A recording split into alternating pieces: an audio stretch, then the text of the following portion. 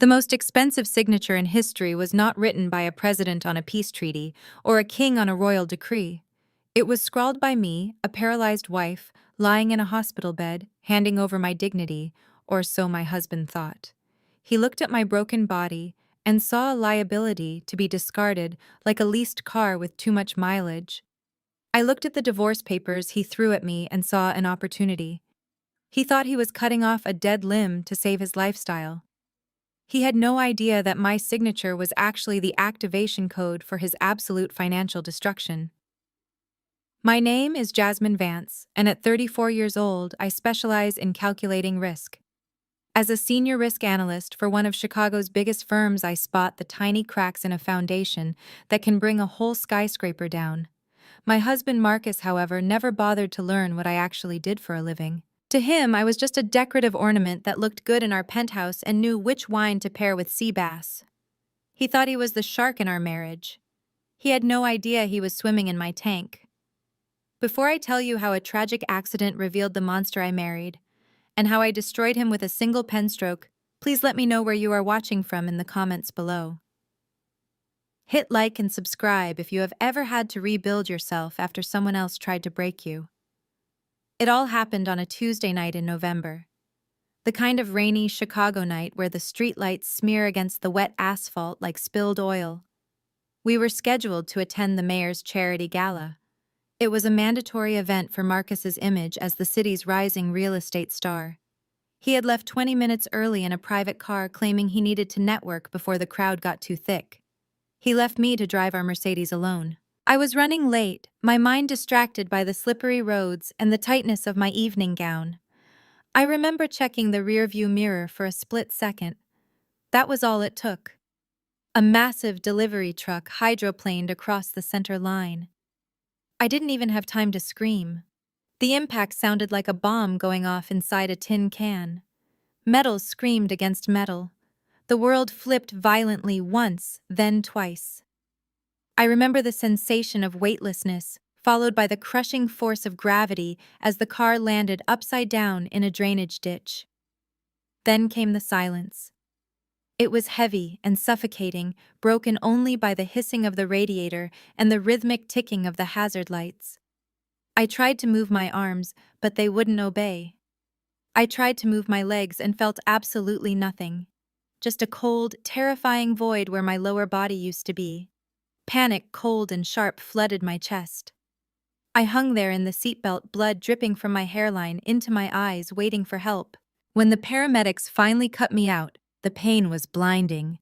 I remember grabbing the sleeve of the first responder, a young man with kind eyes. "Please call my husband," I rasped out, giving him the number. I needed to hear his voice. I needed to know I wasn't alone. I drifted in and out of consciousness, but I was awake enough to hear the call. I watched the paramedic's face turn from urgent to disgusted. He hung up the phone and looked at his partner, shaking his head. I asked, "Is he coming?" The paramedic hesitated, looking down at me with profound pity, before whispering, "He asked if the car was totaled, ma'am. He didn't ask about you." That was the moment the darkness finally took me, not from the injury, but from the realization that I was already alone. The rhythmic beeping of the heart monitor was the first thing that pulled me back from the void. Beep, beep, beep. It was a relentless mechanical sound that seemed to drill directly into my skull. My eyelids felt like they were weighted down with lead, but I forced them open. The harsh fluorescent lights of the intensive care unit burned my retinas. I tried to turn my head away from the glare, but I could not move. A rigid plastic brace was locked around my neck, holding me in a terrifying stillness. Panic began to rise in my chest again like rising floodwater, but my body felt heavy and disconnected, as if I were floating a few inches above the mattress. The smell of antiseptic and stale coffee filled the air. I blinked, trying to clear the fog from my brain. I wanted to see a doctor. I wanted to see my mother. But most of all, a foolish part of me still wanted to see Marcus holding my hand with tears in his eyes, telling me everything was going to be all right. I shifted my gaze to the foot of the bed, and there he was. But he was not holding my hand. He was not crying. Marcus stood there in a perfectly tailored charcoal suit, looking as if he had just stepped out of a boardroom meeting rather than visiting his critically injured wife. He glanced at his Rolex with a look of impatience that chilled me more than the hospital air conditioning. Next to him stood a man I did not recognize. He was older, with a face like a bulldog and a briefcase that looked heavy. He was definitely not a doctor. Marcus looked up and saw my eyes were open. There was no relief in his expression, no softening of his jaw. He did not rush to my side. He did not ask if I was in pain. He did not ask if I could feel my legs. Instead, he took a step closer and spoke with a voice devoid of any warmth. "You are awake," he stated flatly. "The lawyer needs to know if you are lucid. Do you understand where you are and what is happening?" I tried to speak, but my mouth was so dry it felt like it was filled with cotton. I managed to make a raspy sound that might have been a yes. Marcus nodded at the stranger. "She is conscious and responsive. Get the papers ready." The lawyer placed his briefcase on the rolling table that usually held lunch trays. The click of the latches opening sounded like gunshots in the quiet room. I watched in confusion as he pulled out a thick stack of documents. My mind was racing, trying to piece together why my husband brought a legal team to the ICU before the doctors had even given me a prognosis. Marcus finally looked me in the eye, but it felt like he was looking through me. "Look, Jasmine," he said, smoothing his tie. "The doctors say your recovery is going to be long, very long, and frankly, I have a business to run. I cannot have my image tarnished by a spouse who requires 24-hour care. It projects weakness. And you know how I feel about weakness." He signaled the lawyer to hand me a pen. "I need you to sign these. It is better for both of us if we end this cleanly right now, before things get messy." The lawyer adjusted his wire-rimmed glasses and began to read from the document in a monotone drone that made the cruelty sound purely bureaucratic. He stated that his client, Mr. Vance, was seeking an immediate dissolution of marriage based on irreconcilable differences and incompatible lifestyles. I stared up at the ceiling tiles, trying to process the words. Incompatible lifestyles. That was the legal term for a husband who did not want a wife he had to carry to the bathroom. Marcus interrupted the lawyer, impatient with the formalities. "Let me make this simple for you, Jasmine," he said, leaning over the bed rail, his cologne suffocating me. "You totaled my custom Mercedes. That car was worth $150,000. The insurance company is already giving me a hard time because you were the driver." He paused to let the weight of the debt sink in. I watched his face, searching for a shred of the man I had married, but all I saw was a predator sensing weakness. He continued, his voice dropping to a conspiratorial whisper. "I could sue you for reckless driving, Jasmine. I could drag you through court for years and take every penny you have saved in your little 401k to pay for that car. Or you can sign this settlement agreement right now. You give me full ownership of the penthouse and I will agree not to sue you for the accident. It is a generous offer, considering you ruined my car and my evening." I looked at the document he was thrusting in my face. It was blackmail, pure and simple. He was leveraging my vulnerability to steal the home I had paid the down payment on. My heart hammered against my ribs. I wanted to scream. I wanted to tear the paper to shreds. But then my training took over. I am a risk analyst. I look for the details that others miss. I forced my eyes to focus on the dense legal text. I scanned past the paragraphs about the house and the furniture until my eyes landed on a small clause at the bottom of page 3, clause 14C. It was standard legal boilerplate, or at least that is what Marcus and his bulldog lawyer thought. The clause stated that in exchange for the marital residence, the husband explicitly waived all claims to the wife's personal speculative investments, intellectual property, and business ventures, deeming them of negligible value. My breath hitched in my throat. Negligible value. Marcus thought my side projects were just hobbies. He thought the startup shares I had bought years ago were worthless. He was so focused on grabbing the penthouse that he was unknowingly signing away his right to a fortune that was about to mature. I looked up at him. He was tapping his foot impatiently. "Well, Jasmine," he snapped, "do you want to be homeless and in debt or just homeless?" I reached for the pen with a trembling hand, feigning defeat. I let a single tear roll down my cheek to sell the performance. "You are right, Marcus," I whispered. "I cannot fight you." I pressed the pen to the paper. The ink flowed smoothly as I signed my name. With every loop of the letters, I wasn't just signing away a house. I was signing his financial death warrant. I handed the clipboard back to the lawyer. Marcus snatched the paper, looking at my signature with a triumphant smirk. "Smart girl," he said, checking the signature to make sure it was legible. "You finally did something right." He had no idea that he had just traded a diamond mine for a pile of bricks. The ink was barely dry on the page before Marcus snatched the clipboard from my hands. He moved with the speed of a man securing a winning lottery ticket. He flipped through the pages one last time, ensuring every signature was in place and every initial was scrawled correctly. Satisfied, he snapped the folder shut and handed it to his lawyer.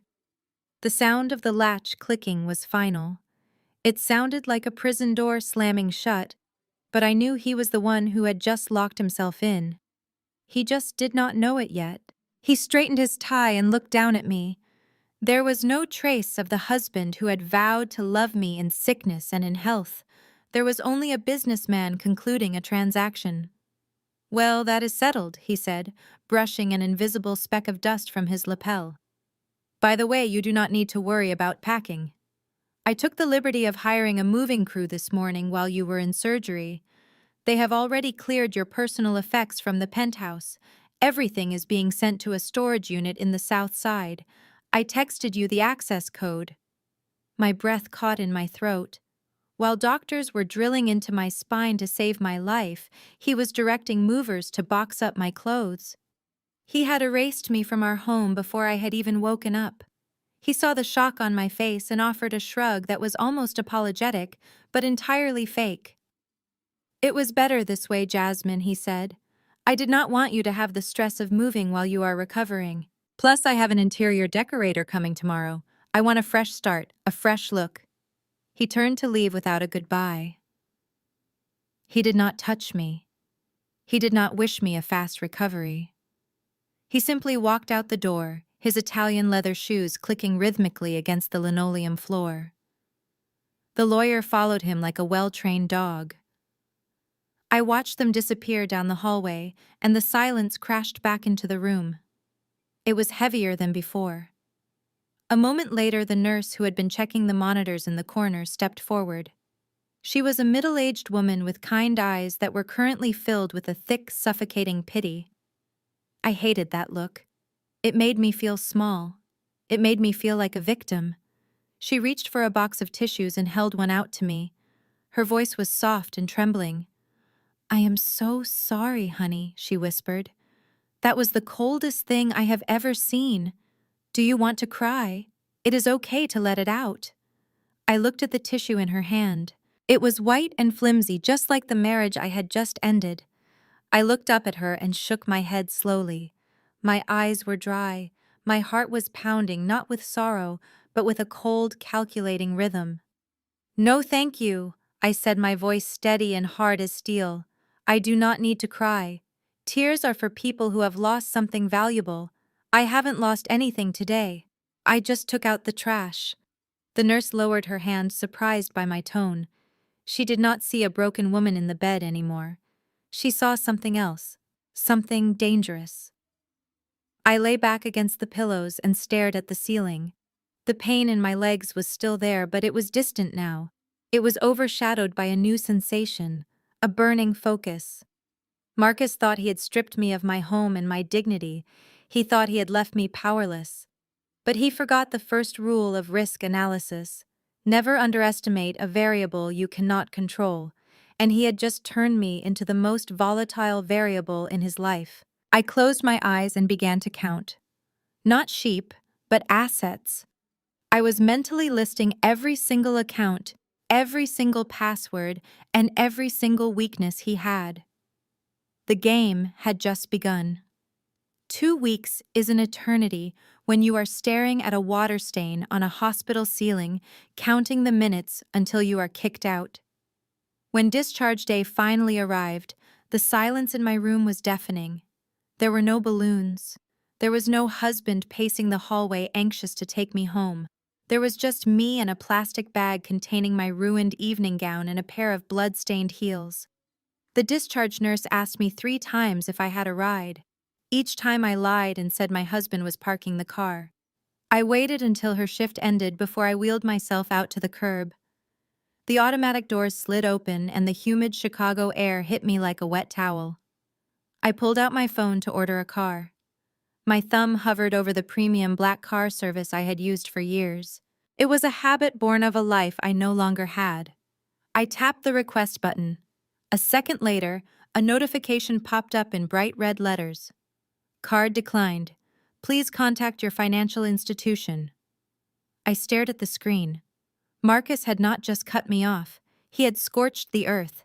He had frozen the joint accounts and canceled my supplementary cards before I had even left the hospital property. I checked my wallet. I had $40 in cash and a debit card connected to an old checking account I hadn't used since college. I scrolled down to the cheapest ride option available, the one usually reserved for college students and desperate tourists. 10 minutes later, a rusted gray sedan screeched to a halt in front of me. The bumper was held on by duct tape, and the engine made a sound like a dying lawnmower. The driver, a man with grease stains on his shirt, rolled down the window and looked at my wheelchair with open hostility. "I ain't lifting that," he spat out. "My back is bad. You gotta get it in yourself or I am canceling the ride." The sky chose that exact moment to open up. It did not just rain. It poured.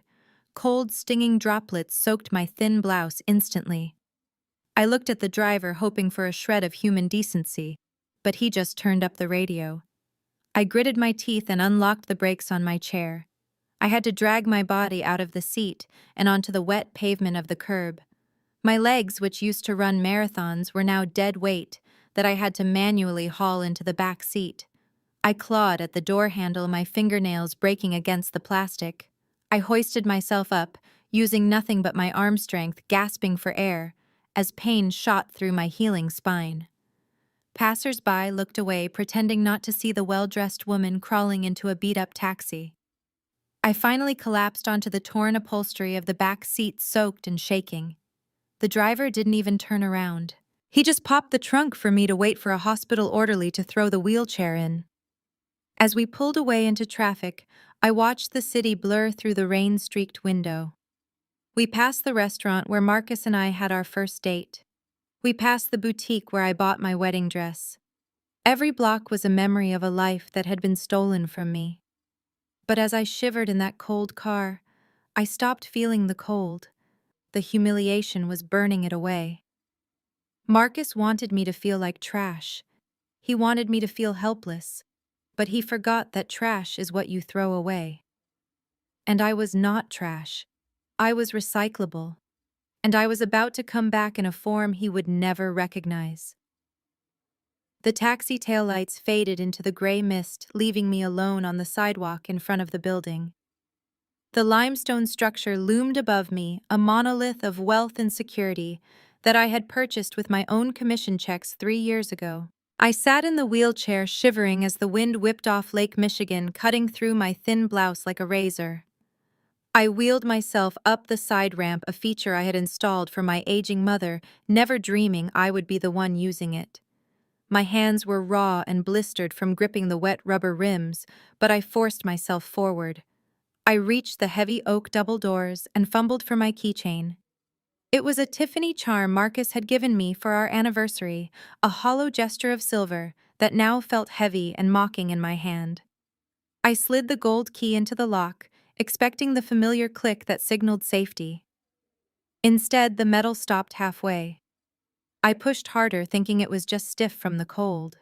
It would not budge. I pulled it out and tried again, jamming it in with desperate force until my knuckles turned white. Nothing. I leaned forward and looked closely at the hardware. The brass was shiny and unscratched. It was brand new. He had changed the locks. A wave of nausea rolled over me. He had not just evicted me, he had sealed the fortress. I pressed the video intercom button, my finger leaving a smudge of blood on the polished steel. I waited. The camera light blinked red, watching me like a mechanical eye. Finally, the speaker crackled to life. "Who is it?" a voice asked hesitantly. It was Maria, our housekeeper. A woman I had hired 5 years ago. A woman whose daughter's college tuition I had helped pay. "Maria, it is me, Jasmine," I said, my voice trembling with cold and rage. "Open the door, Maria. I need to get inside." There was a long, agonizing silence. Then the heavy door cracked open, just an inch kept firmly in place by the security chain. I saw Maria's face in the gap. She looked terrified, her eyes darting back towards the elevator bank, as if she expected a monster to appear. "Mrs. Jasmine," she whispered, "you cannot be here. Mr. Marcus said you do not live here anymore. He gave strict orders. He said if I let you in, he will fire me immediately and call the police for trespassing." "Maria, I bought this house," I pleaded, gripping the cold doorframe. "I have nowhere to go. It is freezing and I am in a wheelchair. Please just let me into the lobby to dry off." She shook her head, tears welling in her eyes. "I am sorry, Mrs. Jasmine. He is watching the security cameras right now. I have 3 kids to feed. I cannot lose this job. Please go away before he sees you." The door slammed shut. The deadbolt slid home with a heavy thud that vibrated through the frame and into my bones. I sat there staring at the wood grain, my reflection distorted in the varnish. The rain intensified, drumming against my skull. I was locked out of my own life. I looked up at the penthouse windows on the 40th floor. I could see the warm, golden glow of the chandelier. I imagined him up there sipping my vintage scotch, probably laughing at the thought of me wet and broken on the sidewalk. He thought he had won. He thought the rain would wash me away. He did not realize it was watering the seeds of my vengeance. I wiped the water from my eyes and turned my wheelchair around to face the street. I did not have a home anymore, but I had a plan. And unlike this house, my plan was bulletproof. The sound of the heavy deadbolt sliding back made my heart jump. For a split second, a foolish hope sparked in my chest. I thought maybe Marcus had come to his senses, or perhaps Maria had found the courage to defy him. The door swung open slowly, revealing the warm golden light of the foyer.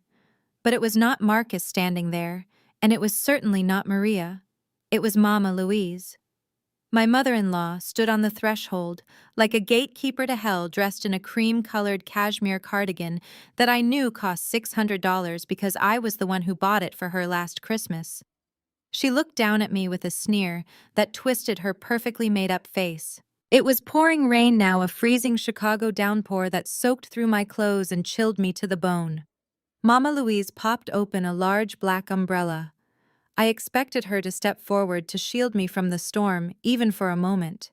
Instead, she tilted the umbrella carefully so it only covered her fresh blowout, leaving me exposed to the elements.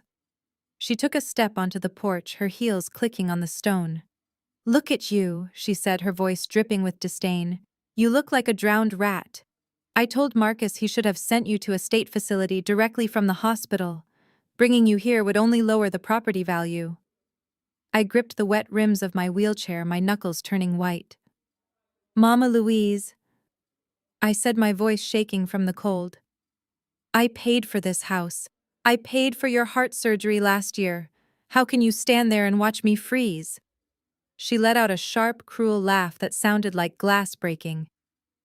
"Oh, stop being so dramatic, Jasmine. You paid for a few things. So what? That is what a dutiful daughter-in-law is supposed to do. But you are not useful anymore, are you? You are broken goods. My son is a rising star in this city. He needs a wife who can walk beside him at galas, not a cripple he has to push around like a shopping cart." She leaned in closer, the umbrella rim dripping water onto my lap. "And let us be honest, dear. You were failing him long before the accident. 5 years of marriage and not a single grandchild. You could not give him a son when your legs worked, so what use are you to him now? Marcus needs a woman who is whole, a woman who can give him a legacy, not a barren burden in a wheelchair. The words hit me harder than the car crash. She knew exactly where to strike. She knew how much we had struggled with fertility, how many tears I had shed in private. And now she was using my pain as a weapon to justify throwing me out on the street. She checked her nails, looking bored with my suffering. "Do yourself a favor and roll away before the neighbors call the police," she said, turning back toward the warmth of the house. "You do not belong here anymore, Jasmine. You are just a stain on the driveway now." She stepped back inside and closed the door without looking back. The lock clicked shut again, leaving me alone in the rain, with the echo of her cruelty ringing in my ears. I stared at the closed door, wiping the rain from my face. She called me a burden. She called me useless. But as I sat there shivering, I realized she had made a fatal mistake. She thought I was weak because I couldn't walk. She forgot that my brain was the most dangerous muscle I had.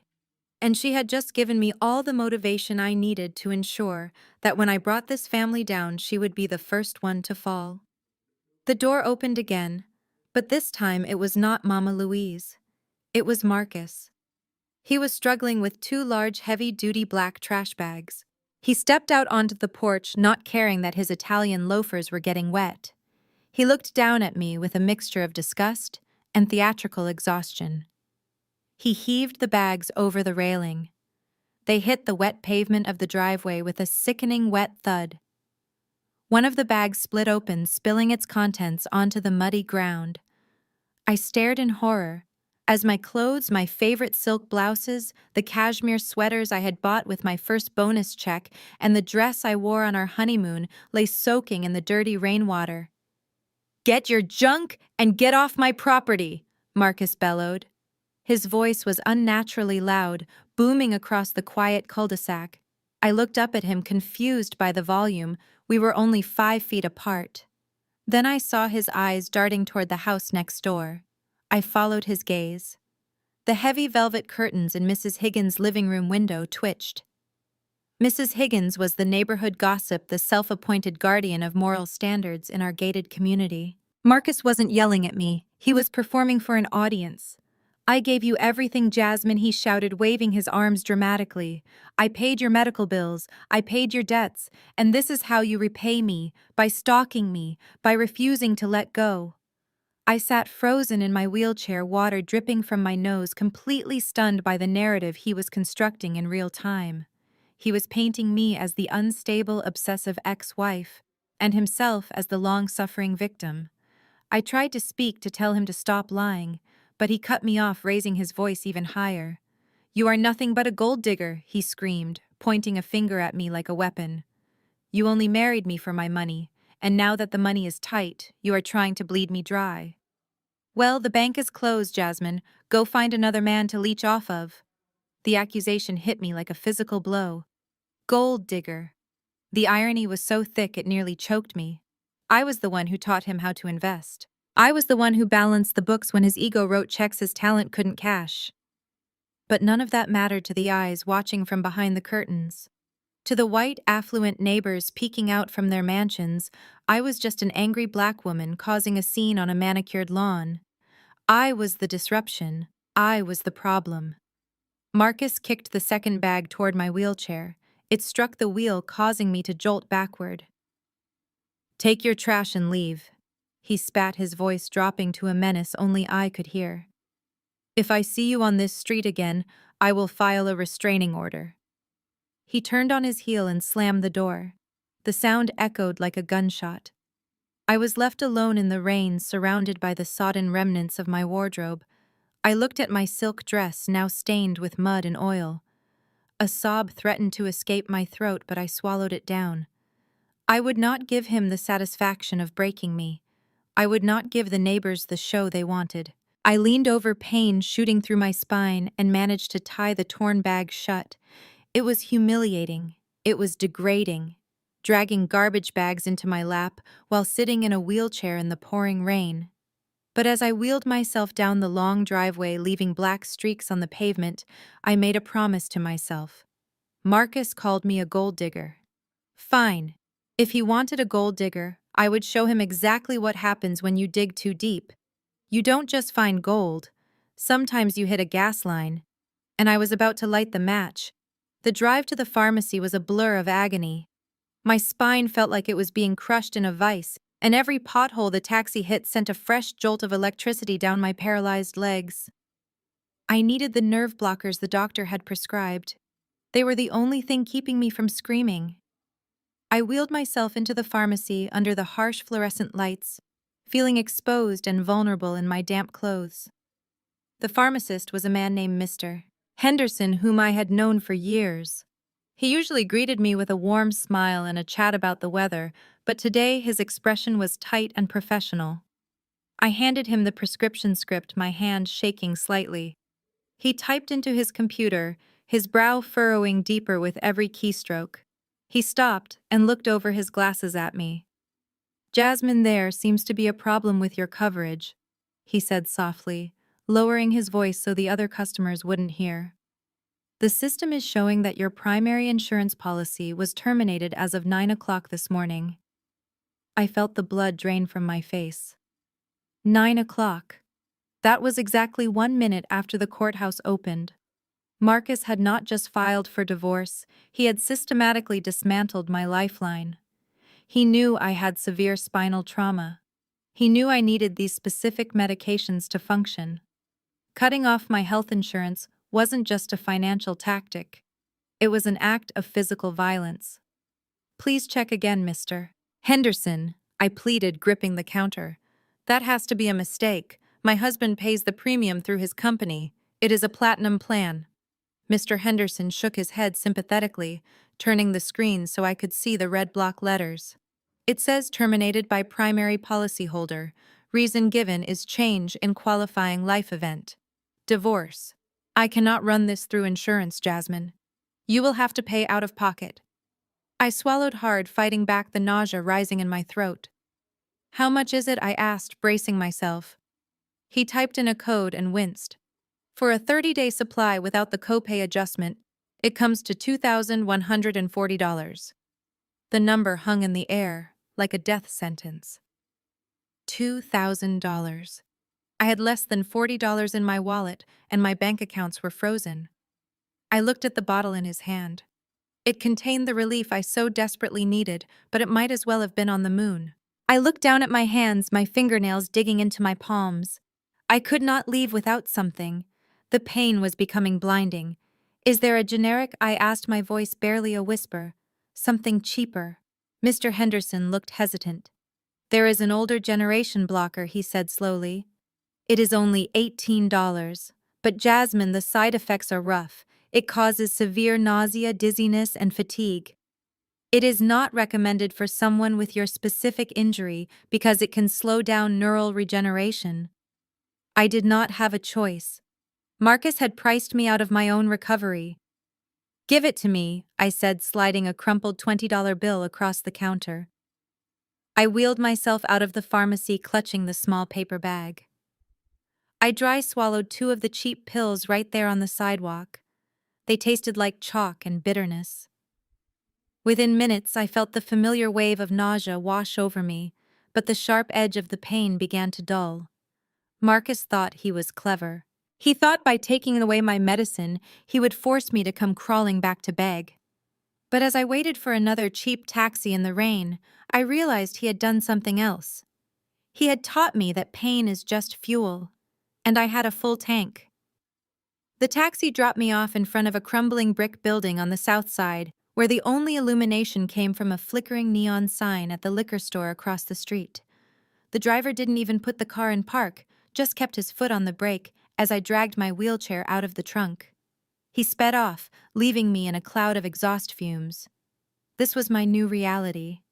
A studio apartment in a neighborhood where police sirens were the lullaby and the smell of mildew was the air freshener. To Marcus, this would look like rock bottom.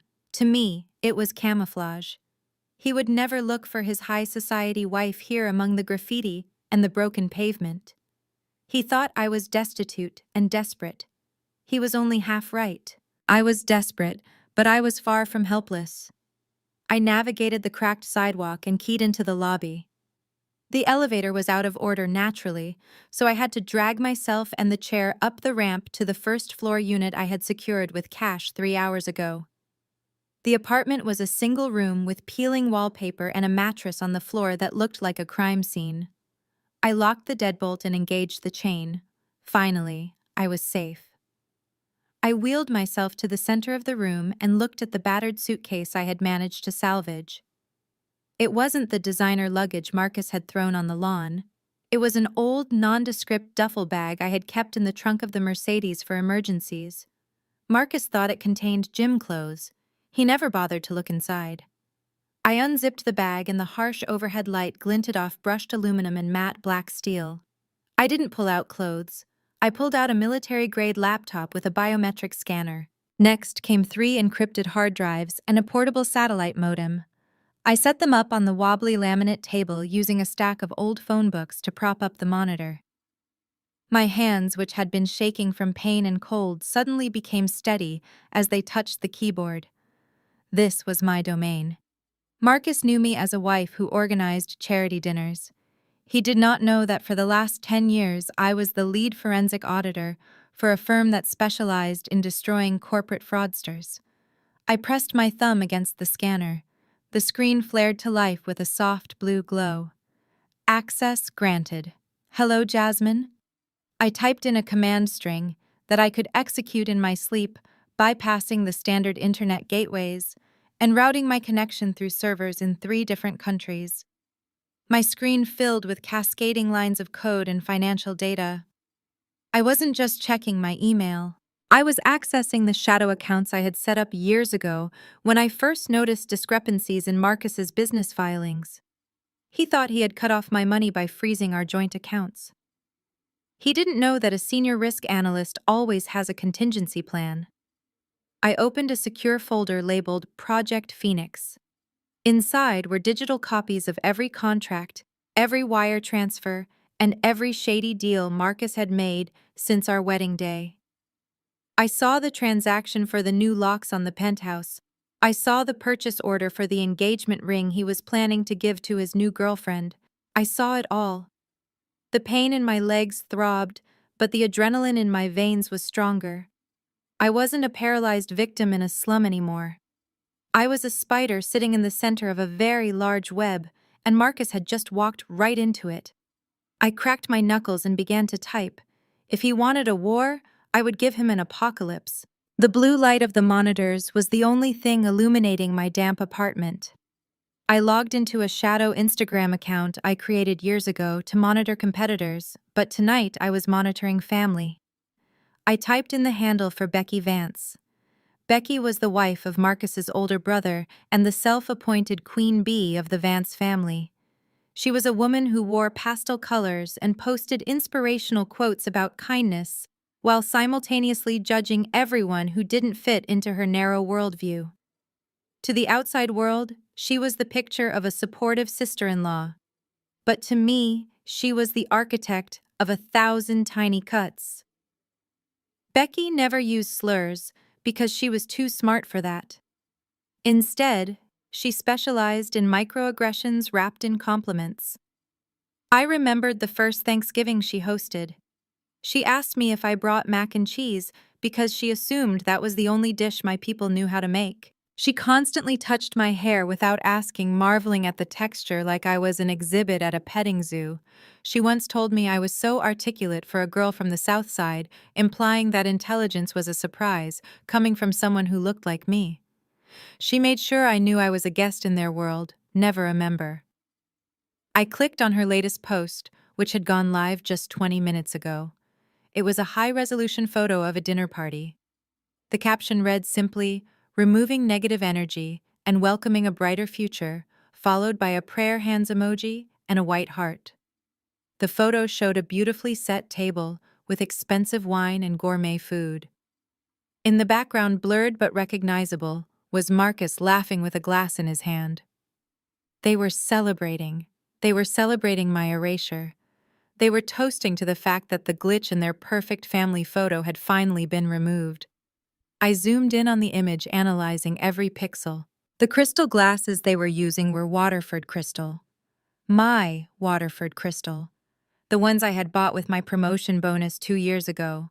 Becky had always coveted them, tracing the patterns with envious fingers whenever she visited the penthouse. She used to make backhanded comments about how flashy they were, yet here she was, drinking from my glass, toasting to my destruction. Anger flared in my chest, hot and sharp, but I pushed it down. Emotions are messy, but data is clean. Becky thought she was safe behind her gated community walls and her private Instagram account.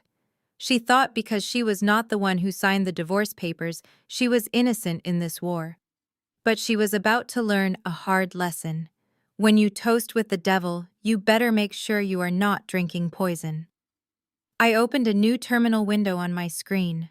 I knew Becky's password because she used the same combination of her dog's name and her wedding anniversary for everything. It was time to see what skeletons this perfect suburban housewife was hiding in her perfectly curated digital closet. I typed in the command and watched as the progress bar loaded. Let us see how much negative energy Becky was actually hiding. The command terminal blinked with a green cursor awaiting my input. I typed in the activation sequence for the hidden surveillance system I had installed inside the smoke detectors of the penthouse 6 months ago. At the time, I told myself it was for security against burglars, but deep down my intuition had been preparing for a different kind of thief. The screen flickered once, twice, and then resolved into a crystal-clear 4K video feed. The contrast between my peeling walls and the image on the screen was jarring. There, in the high-definition glow of the monitor, sat the three architects of my misery, lounging on the Italian leather sofa I had custom-ordered from Milan. Marcus was standing by the wet bar holding a dusty bottle that made my breath catch in my throat. It was a 1992 Screaming Eagle Cabernet, a bottle I had bought at an auction for $6,000, intending to open it on our 10th anniversary. It was my prized possession, a symbol of how far I had come from the South Side. Now I watched as Marcus carelessly tore the foil off the neck like it was a $10 bottle from a gas station. He didn't decant it. He didn't let it breathe. He just poured the dark ruby liquid into 3 glasses, spilling a few drops on the marble counter without a care. Mama Louise accepted her glass with a greedy smile, kicking her feet up on the coffee table, something she would never have dared to do while I was living there. "This is what I call class," she said, taking a large, unrefined gulp. "Finally, the air in this house feels lighter. That girl always did bring a heavy energy with her. It was like living with a dark cloud." Becky, who was curled up in my favorite armchair, nodded vigorously, swirling the wine she didn't have the palate to appreciate. "You are so right, Mama," she chirped. Jasmine was just so intense. She made everything a competition. It is nice to just relax without feeling like you are being judged by someone who thinks they are better than you just because they read a few books. Marcus raised his glass high, the light catching the expensive crystal. "To freedom," he announced, his voice booming through my laptop speakers. "To getting my life back. And to upgrades." They clinked glasses, the sound ringing out like a bell. I sat in the darkness of my slum apartment, watching them drink my wine and celebrate my erasure. They laughed, discussing how they were going to redecorate the master bedroom to remove my trace completely. Marcus made a joke about how easy it was to get me to sign the papers, and they all roared with laughter. They thought they were alone. They thought their words were vanishing into the ether. They didn't know that every insult, every lie, and every admission of guilt was being recorded onto a secure server. I didn't cry. I didn't scream. I simply reached for a bag of stale chips on my wobbly table and ate one while I watched them. "Enjoy the wine, Marcus," I whispered to the screen. "Drink up, because that bottle costs more than what you will have left in your bank account when I am done with you." This was not a party. It was the last meal of the condemned, and they didn't even know the executioner was watching. The video feed on my monitor flickered slightly as the front door of the penthouse swung open. Mama Louise walked in first, wearing a triumphant grin that stretched from ear to ear. Behind her trailed a girl who looked like she had been manufactured in a factory designed solely to please narcissistic men. This was Vanessa. I recognized her immediately because her father was the bishop of the largest megachurch in Chicago, and her face had been on billboards advertising their youth ministry. She was 23 years old with flawless mahogany skin and a demeanor that screamed obedience. She wore a modest floral dress that cost more than my entire first car, and she kept her eyes lowered in a display of performative humility that made my stomach turn. I watched from my cold apartment as Marcus stood up from the sofa. He smoothed his suit jacket and walked over to her with a predator's stride. He did not look at her face. He looked at her body.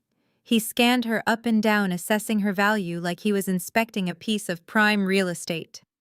Mama Louise clapped her hands together like a seal at a circus. "Marcus, this is Vanessa," she announced, her voice shrill with excitement. "The bishop and I agree that she is exactly the kind of stabilizing influence you need right now. She leads the choir, she volunteers at the soup kitchen, and most importantly, she has never worked a corporate job in her life. She is purely domestic." Marcus took Vanessa's hand and kissed it. I watched him pour her a glass of my vintage wine. He led her to the dining table where Becky was already seated like a court jester waiting to entertain the king. The way Marcus looked at Vanessa made my skin crawl. It was not love, it was ownership. He sat down at the head of the table and gestured for Vanessa to sit on his right. The seat that used to be mine. "You are very beautiful, Vanessa," Marcus said, leaning back in his chair. "It is refreshing. My ex-wife Jasmine was always so exhausted. She was always talking about quarterly reports and risk assessments. She brought work home. It killed the romance. I need a woman who understands that her job is to be my peace, not my competitor." Vanessa giggled, a soft, practiced sound. "Oh, I would never bore you with business talk, Marcus," she said, her voice light and airy. "My father says a woman's glory is in her home. I just want to support a strong man like you." Becky chimed in from across the table, her eyes glinting with malice. "That is exactly what we were saying earlier. You know, Vanessa, you just have such a good pedigree. It is so important to come from good stock." Jasmine came from, well, let us just say her background was a bit scrappy. You can tell you have good genes. Strong, healthy genes. Unlike some people who break so easily. I froze. Becky was talking about my accident. She was talking about my fertility struggles. She was calling me genetically inferior because a truck had crushed my spine. I watched Marcus nod in agreement, swirling his wine. "You are right, Becky," he said. "No more broken goods. I need a legacy. I need heirs." And looking at Vanessa, "I think we can definitely secure the future of the Vance empire." I zoomed in on the screen until Vanessa's smiling face filled the pixelated window. She had no idea she was dining with vultures. She thought she was marrying into a fairy tale, but she was actually stepping into a horror movie. Marcus put his hand on her knee, and she didn't flinch. He was already planning the wedding. He was already spending money he didn't have to buy a ring for a girl he didn't love. I took a sip of my lukewarm water and felt a cold smile spread across my face. Go ahead, Marcus. Fall in love. Make promises. Plan a future. Because by the time I am done with you, the only thing you will be able to offer this girl is a seat on the bus to your bankruptcy hearing. The replacement had arrived, but she was about to become collateral damage. A loud banging on the peeling paint of my front door shattered the silence of my morning routine. In this neighborhood, a knock on the door usually meant one of two things. It was either the police looking for a fugitive or a landlord looking for rent. I wheeled myself to the entryway and peered through the peephole. A man I did not recognize stood there holding a thick manila envelope. He wore a cheap windbreaker and looked bored. I unlocked the deadbolt and opened the door just a crack, keeping the security chain engaged. The man looked down at me, scanning my face and then glancing at the wheelchair. "Are you Jasmine Vance?" he asked flatly. I nodded. "You have been served," he mumbled, shoving the envelope through the crack in the door before turning and walking away without another word. I closed the door and locked it, my hands trembling slightly. I assumed it was the finalization of the divorce decree. I assumed it was Marcus making good on his promise to legally sever all ties so he could marry his new trophy wife without any baggage. I wheeled myself back to the table and slit the envelope open with a kitchen knife. I pulled out the stack of legal documents and began to read. What I saw made the blood freeze in my veins. It was not a divorce decree. It was a petition for spousal support and alimony pendente light. I blinked hard, sure that I was misreading the legal jargon. I read it again. Marcus was suing me for monthly alimony payments. My eyes scanned the affidavit attached to the petition, and my jaw dropped. In paragraph 4, Marcus claimed that my tragic accident and subsequent disability had caused him severe emotional distress and crippling depression. He stated under penalty of perjury that the trauma of seeing his wife paralyzed had rendered him unable to perform his duties as a CEO effectively. He claimed he was suffering from loss of consortium and post-traumatic stress disorder, which had negatively impacted his income. Therefore, he argued that since I had previously been the high earner in the household with my secret investments, which he had conveniently remembered, I should be ordered to pay him $10,000 a month to maintain his standard of living while he recovered from the trauma of my injury. The audacity was so suffocating, I almost forgot to breathe. The man who had thrown me out of the ICU, the man who had dumped my clothes in the mud, the man who was currently planning a lavish wedding with a 23-year-old. This man was now claiming to be too depressed to work because he was so sad about my legs. It was the most narcissistic, twisted projection I had ever witnessed. He had stripped me of my home, my insurance, and my dignity, and now he wanted to pick the meat off my bones. But as I read further, a cold realization washed over me.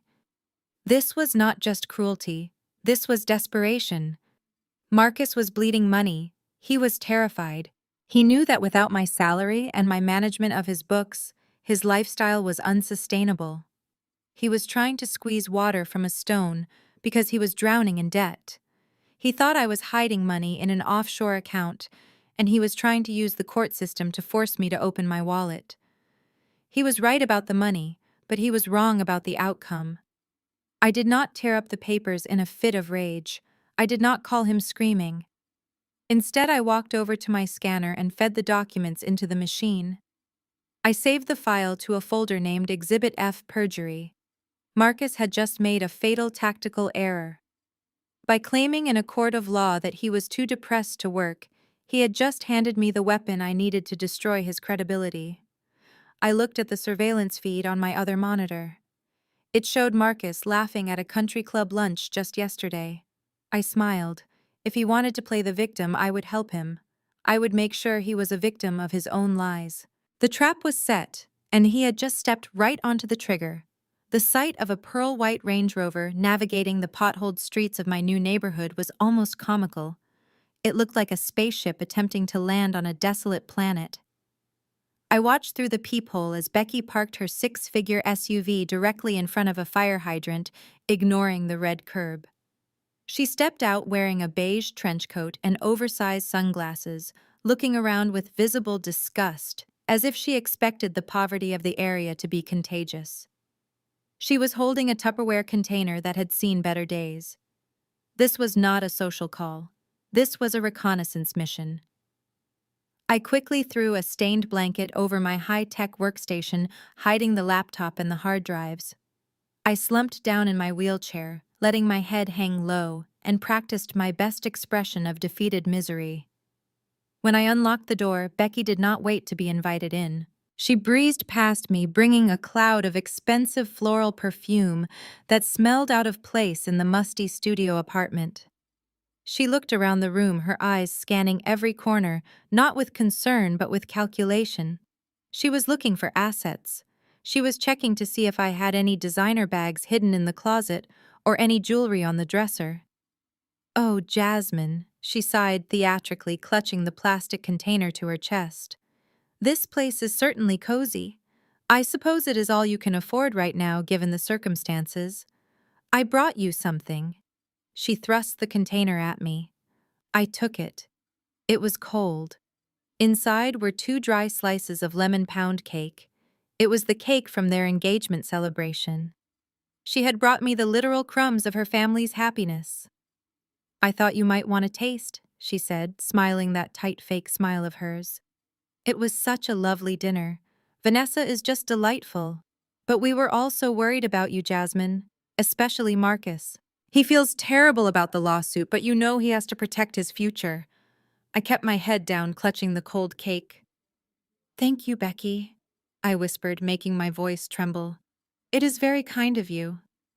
She began to pace the small room, her heels clicking loudly on the cheap laminate floor.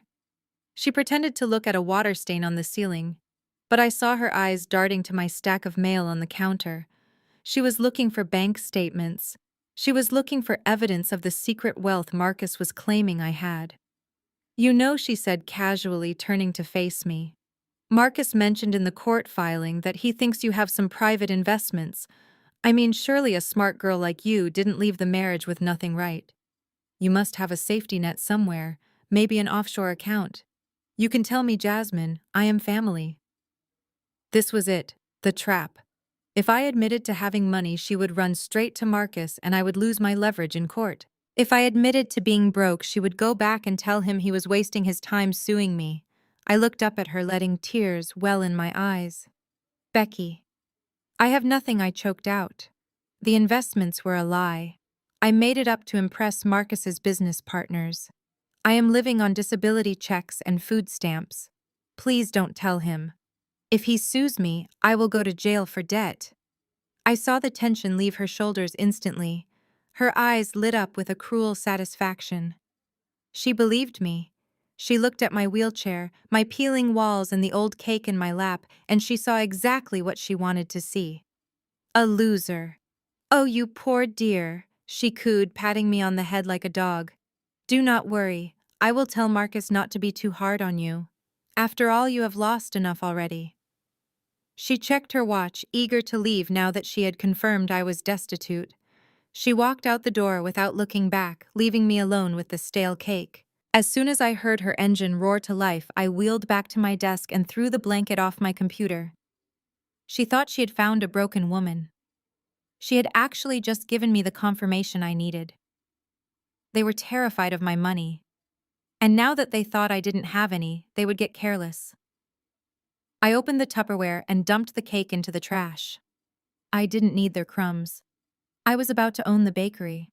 With Becky gone and my poverty established as a fact in the family group chat, I turned my attention to the next phase of my demolition project. I pulled up a file on my secure server labeled Distressed Assets. Inside was a single folder for a company called Nexus Dynamics. 4 years ago, Marcus and I had invested $50,000 each into this small data compression startup run by a socially awkward dropout named Kevin. For the last 3 years, Nexus had shown zero profit. It was a black hole in our portfolio. Marcus hated it. He called it the dead weight. He used to scream at me for wasting our money on a company that didn't even have a proper office. But Marcus looked at quarterly reports. I looked at code. I knew that Kevin wasn't failing. He was building. He was creating a compression algorithm that was years ahead of anything Silicon Valley had to offer. To the naked eye, Nexus was a failing startup on the brink of bankruptcy. To a risk analyst who understood the market, it was a dormant volcano waiting to erupt. And I needed to own 100% of that volcano before it blew. I picked up a burner phone I had purchased at a bodega. I dialed the number of a private equity lawyer named Mr. Sterling. He was not the kind of lawyer you found on a billboard. He was the kind you found through whispers. He specialized in blind trusts and anonymous acquisitions. When he answered, his voice was like gravel. "I need you to make an offer," I said, keeping my eyes on the surveillance feed of the penthouse. "Contact Marcus Vance immediately. Tell him you represent an anonymous buyer interested in taking a failing asset off his hands. Offer him $15,000 for his entire 50% stake in Nexus Dynamics." Sterling paused. 15,000. "That is insults, Jasmine. The initial investment was 50. "He will take it," I said confidently. "He is desperate for liquidity. Just tell him it is a tax write-off. Tell him he is lucky to get anything at all for a company that has never made a dime. I knew he would take it because I knew exactly what he was doing at that very moment. On my second monitor, I had hacked into the security feed of the most exclusive jewelry store on the Magnificent Mile. There stood Marcus. He was sweating. He was looking at a 3-carat radiant cut diamond ring that cost $45,000. He wanted to propose to Vanessa. He wanted to lock down the bishop's daughter and secure his social standing. But his credit cards were maxed out and his bank accounts were drained from the legal fees of suing me. He needed cash fast. I watched as Marcus stepped away from the jewelry counter to take the call from Sterling. I saw his face shift from annoyance to relief. He was selling his future to buy a shiny rock for a girl who was just a pawn in his game. He thought he was being smart. He thought he was dumping a useless stock to fund his new life. He had no idea that he was selling the winning lottery ticket back to the person he had thrown in the trash. I hung up the phone and waited. The trap was not just set. It was baited with the one thing Marcus could not resist: easy money. The knock on my door was authoritative and impatient. It was a knock that demanded entry rather than asking for it. I did not need to check the peephole to know that Marcus had arrived. He was precisely on schedule, driven by greed and the urgent need for cash to secure his new fiancée. I wheeled myself to the door and opened it, revealing my husband standing in the dim hallway. He was holding a handkerchief over his nose, looking at the peeling paint and the flickering light bulb with unmasked horror. He looked like a king who had accidentally wandered into a leper colony. "May I come in?" he asked, although he was already stepping over the threshold before I could answer. He refused to sit on the only chair in the room, fearing contamination from my poverty. He stood in the center of the small space, clutching his briefcase to his chest. "Jasmine," he began, his voice adopting a tone of fake benevolence that made my skin crawl. "I have been thinking about your situation. Becky told me how hard things are for you, and despite everything, I am not a monster. I want to help you." He placed the briefcase on the wobbly table and snapped it open. He pulled out a document and a check. "I know we are co-owners of that useless startup Nexus Dynamics," he continued. "My accountant tells me the company is essentially dead. It is just a liability on our tax returns at this point. I am willing to take the full burden off your hands. I will buy your 50% share for $1,000. I looked at the check. $1,000. We had invested $50,000. He was offering me pennies on the dollar. But I knew why. He had just received the offer from my lawyer, Mr. Sterling, to buy the company for a higher price. Marcus wanted to buy my half cheap right now, so he could turn around and sell the whole thing to Sterling and pocket the entire profit himself. He was trying to cheat me out of the sale. "But Marcus," I stammered, playing the part of the confused, desperate housewife. "We put so much money into that. Is it really worth nothing now?" "It is worth less than nothing, Jasmine." He lied smoothly, looking me dead in the eye. "I am doing this to give you some grocery money. Take the deal." I reached for the pen, my hand trembling theatrically. I looked at the document. It was a standard stock transfer form. By signing this, I was giving him full ownership. But by signing this while he held secret knowledge of a third-party buyer without disclosing it to me, he was committing a felony. It is called insider trading and shareholder fraud. He was buying out a minority shareholder based on material non-public information.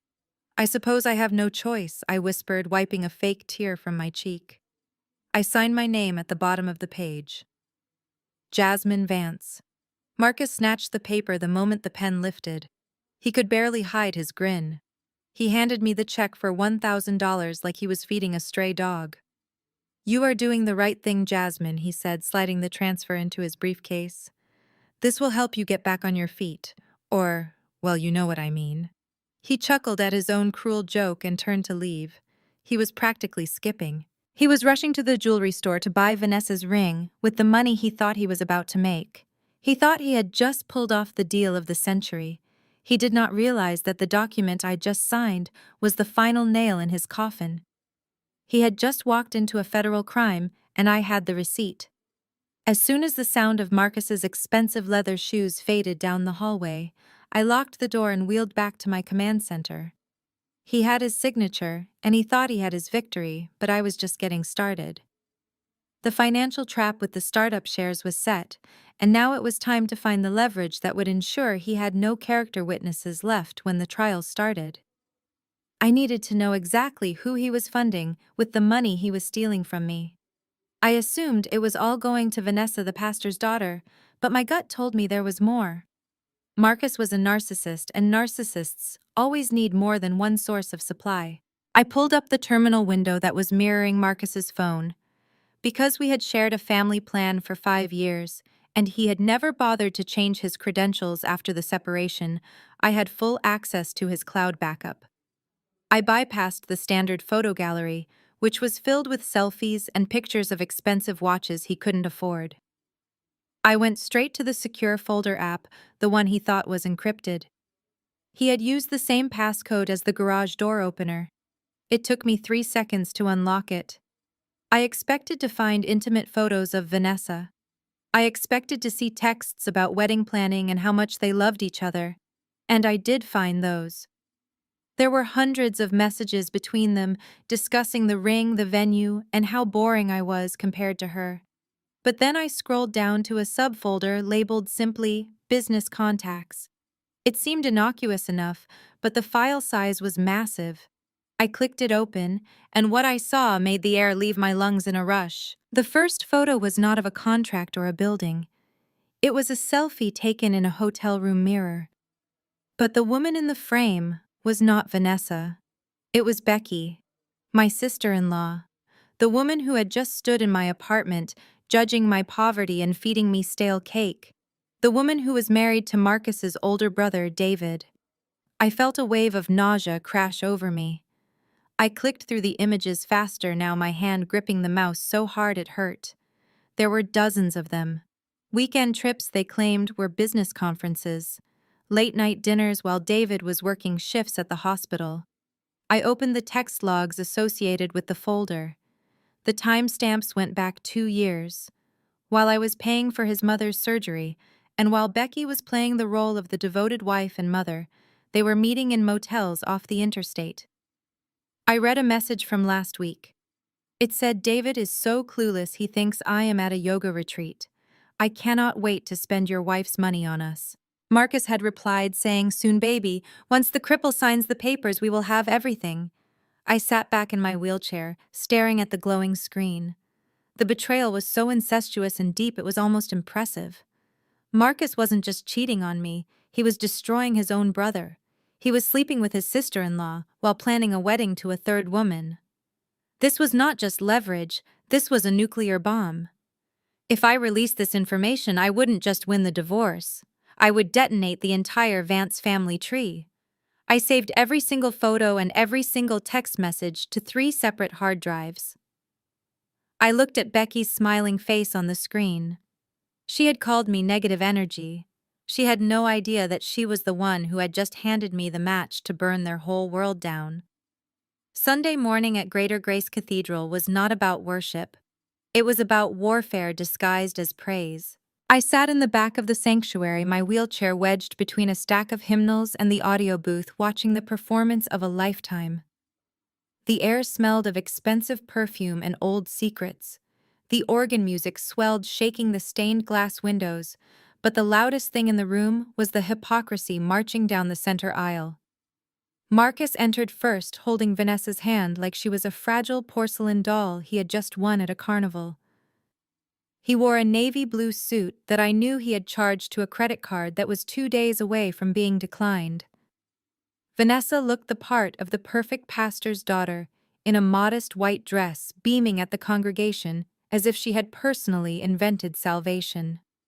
Behind them waddled Mama Louise. She wore a hat so large and elaborate it looked like a satellite dish designed to receive gossip directly from heaven. She waved to the deacons and blew kisses to the choir members, playing the role of the benevolent matriarch. They took their seats in the second pew, the spot reserved for high-value donors. It was a joke, because the only thing Marcus was donating these days was audacity. I watched as Becky leaned forward to whisper something in Vanessa's ear, probably a lie about how close our family used to be. They looked picture perfect: the successful son, the glowing fiancé, the loving mother. It was a tableau of success built entirely on a foundation of fraud and my stolen money. I had not come here to pray.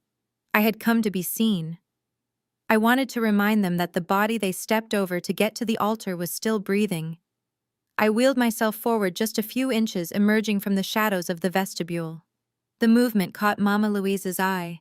She turned her head slightly, her smile vanishing, instantly replaced by a look of pure venom. She did not turn around completely. She simply made a sharp, subtle gesture with her gloved hand, signaling the head usher, Deacon Miller. Miller was a man who had known me for years, a man whose granddaughter I had tutored in math. But today, he looked at me like I was a contagion. He approached me swiftly, his rubber-soled shoes silent on the carpet. He leaned down, his breath smelling of peppermint and betrayal. "Sister Jasmine," he whispered, his voice dripping with fake concern. "Mother Louise is feeling quite fragile today. She feels that your presence here is a distraction to the spirit of worship. She has asked that you be removed. Perhaps you could watch the service on the live stream from home." It was not a request. It was an eviction. In the house of the Lord, I was being told there was no room at the inn for a disabled woman because she ruined the aesthetic of her ex-husband's date. I looked at Miller and then at the back of Marcus's head. He hadn't even turned around. He knew I was there, and he let his mother do his dirty work. I nodded slowly. "I understand, Deacon," I said softly. "I would hate to block the view of such a holy family." I turned my wheelchair around and headed for the exit. As the heavy doors swung shut behind me, cutting off the sound of the choir singing about amazing grace, I let out a short, dry laugh. They could kick me out of the building, but they couldn't kick me out of the truth. They were praying for blessings, but they should have been praying for mercy, because I was the one answering their prayers now, and my judgment was going to be biblical. I wheeled myself down the concrete ramp and onto the sidewalk, feeling the heavy gaze of the congregation burning into my back. I had been evicted from the house of God, but the devil was waiting for me in the parking lot. I was about to signal for a taxi when I heard the click-clack of heels rushing toward me. I turned my chair to see Vanessa running down the church steps, breathless and glowing in her white dress. She looked like an angel sent to save a sinner. But as she got closer, I saw the distinct glint of calculation in her eyes. She wasn't running to me because she cared. She was running to me because she had an audience. "Jasmine, wait," she called out loud enough for the people lingering in the vestibule to hear. She stopped a few feet away from me, clutching a stark white envelope in her manicured hands. Her face was arranged into a perfect mask of sorrow and benevolence. "My heart just breaks, seeing you like this," she said, her voice pitching up an octave. "Marcus and I were praying for you during the service. We know how hard it must be for you right now, living in that situation." She extended the envelope toward me. It was thick. I could smell the cash inside. "God placed it on my heart to bless you today," she continued. "We want you to have this. Consider it a gift from our family to help you get back on your feet, or at least to help you be comfortable." I reached out to take it, but my hand froze in midair. Over Vanessa's shoulder, I saw Marcus. He was not standing with the rest of the family. He was crouching slightly, holding his newest iPhone up in a vertical position. The red recording light was blinking. He was filming us. He was framing the shot perfectly to capture his beautiful young fiancée handing charity to his crippled ex-wife. I realized instantly what this was. This wasn't kindness. This was content. He was going to post this on TikTok and Instagram. I could already see the caption in my mind. "Even after she tried to ruin me, we still give back. Helping the less fortunate. #blessed. Rage, hot and blinding, flared in my chest. They were using my tragedy as a prop to rehabilitate his image. They were monetizing my humiliation. Marcus gestured with his free hand for Vanessa to move slightly to the left so the lighting would be better. He wanted to make sure the handover of the money was in 4K resolution. I looked at the envelope and then I looked at Vanessa. She was smiling, expecting me to cry with gratitude. She expected the poor broken woman to kiss the ring. So I gave them exactly what they wanted. I reached out and took the envelope. I let my fingers brush against hers, making sure the camera caught the transfer. I looked down at the money, playing the role of the destitute beggar. "Thank you, Vanessa," I said, my voice low. "You have no idea how much this reveals about you." She missed the double meaning completely. She beamed, turning back to Marcus with a thumbs up. Marcus lowered the phone slightly, grinning like a shark who just smelled blood. He thought he had the perfect clip to win back his investors. He thought he had documented his generosity. But as he went to stop the recording, I looked straight into the lens. I did not smile. I did not blink. I stared directly into the camera, with a look of such concentrated cold hatred that I saw Marcus actually flinch. I wanted that look to be the last thing he saw before I took everything he owned. I wanted that footage to be the evidence of his arrogance. He captured the moment he bought my silence, but he forgot that silence is where the bomb gets built. The click of the deadbolt sliding home echoed through the small apartment like a gunshot. I engaged the security chain and pulled the tattered curtains shut, ensuring that not a single sliver of light could escape to the street below. The performance was over. The role of the helpless, crippled ex-wife had been played to perfection all day. I had endured Mama Louise's insults. I had accepted Vanessa's pity money. I had let Marcus film me like a zoo animal. But now the audience was gone, and it was time for the curtain call. I wheeled myself to the center of the room. I looked down at the wheelchair that had been my prison and my disguise for the last 2 months. To Marcus, this chair was a symbol of my defeat. To me, it was a Trojan horse. I placed my hands on the armrests. In public, I would have gritted my teeth and dragged my body weight up with trembling arms. Tonight, I simply pushed down. My quadriceps engaged. My calves tightened. With a smooth, controlled motion, I rose from the seat and stood to my full height. I stretched my arms toward the ceiling, feeling my spine crack and realign. I stood 5 feet 9 inches tall without heels. I was not broken. I was not paralyzed. The initial diagnosis of permanent paralysis had been wrong. It was severe spinal shock, a temporary condition that mimics paralysis. The sensation had started coming back to my toes 6 weeks ago. By last month, I was able to walk. By last week, I was doing squats and lunges in the dark while the rest of the city slept. I began to pace around the small room. My stride was long and confident. I walked to the kitchenette and poured a glass of water, standing on my own 2 feet. I walked to the bathroom and looked at myself in the mirror. I was not the fragile victim they thought they were crushing. I was a predator lying in wait. Keeping this secret had been the hardest thing I have ever done. There were moments when I wanted to scream, moments when I wanted to stand up and slap Becky across her face when she talked down to me. But I knew that my physical weakness was the only reason they were being so careless. Marcus was a coward. He only attacked people he thought couldn't fight back. If he knew I could walk, he would have been cautious. He would have settled the divorce quietly. He would have hidden his assets better. By staying in the chair, I gave him the confidence to be reckless. I gave him the confidence to sue me for alimony based on my disability. I looked over at the legal papers on my desk.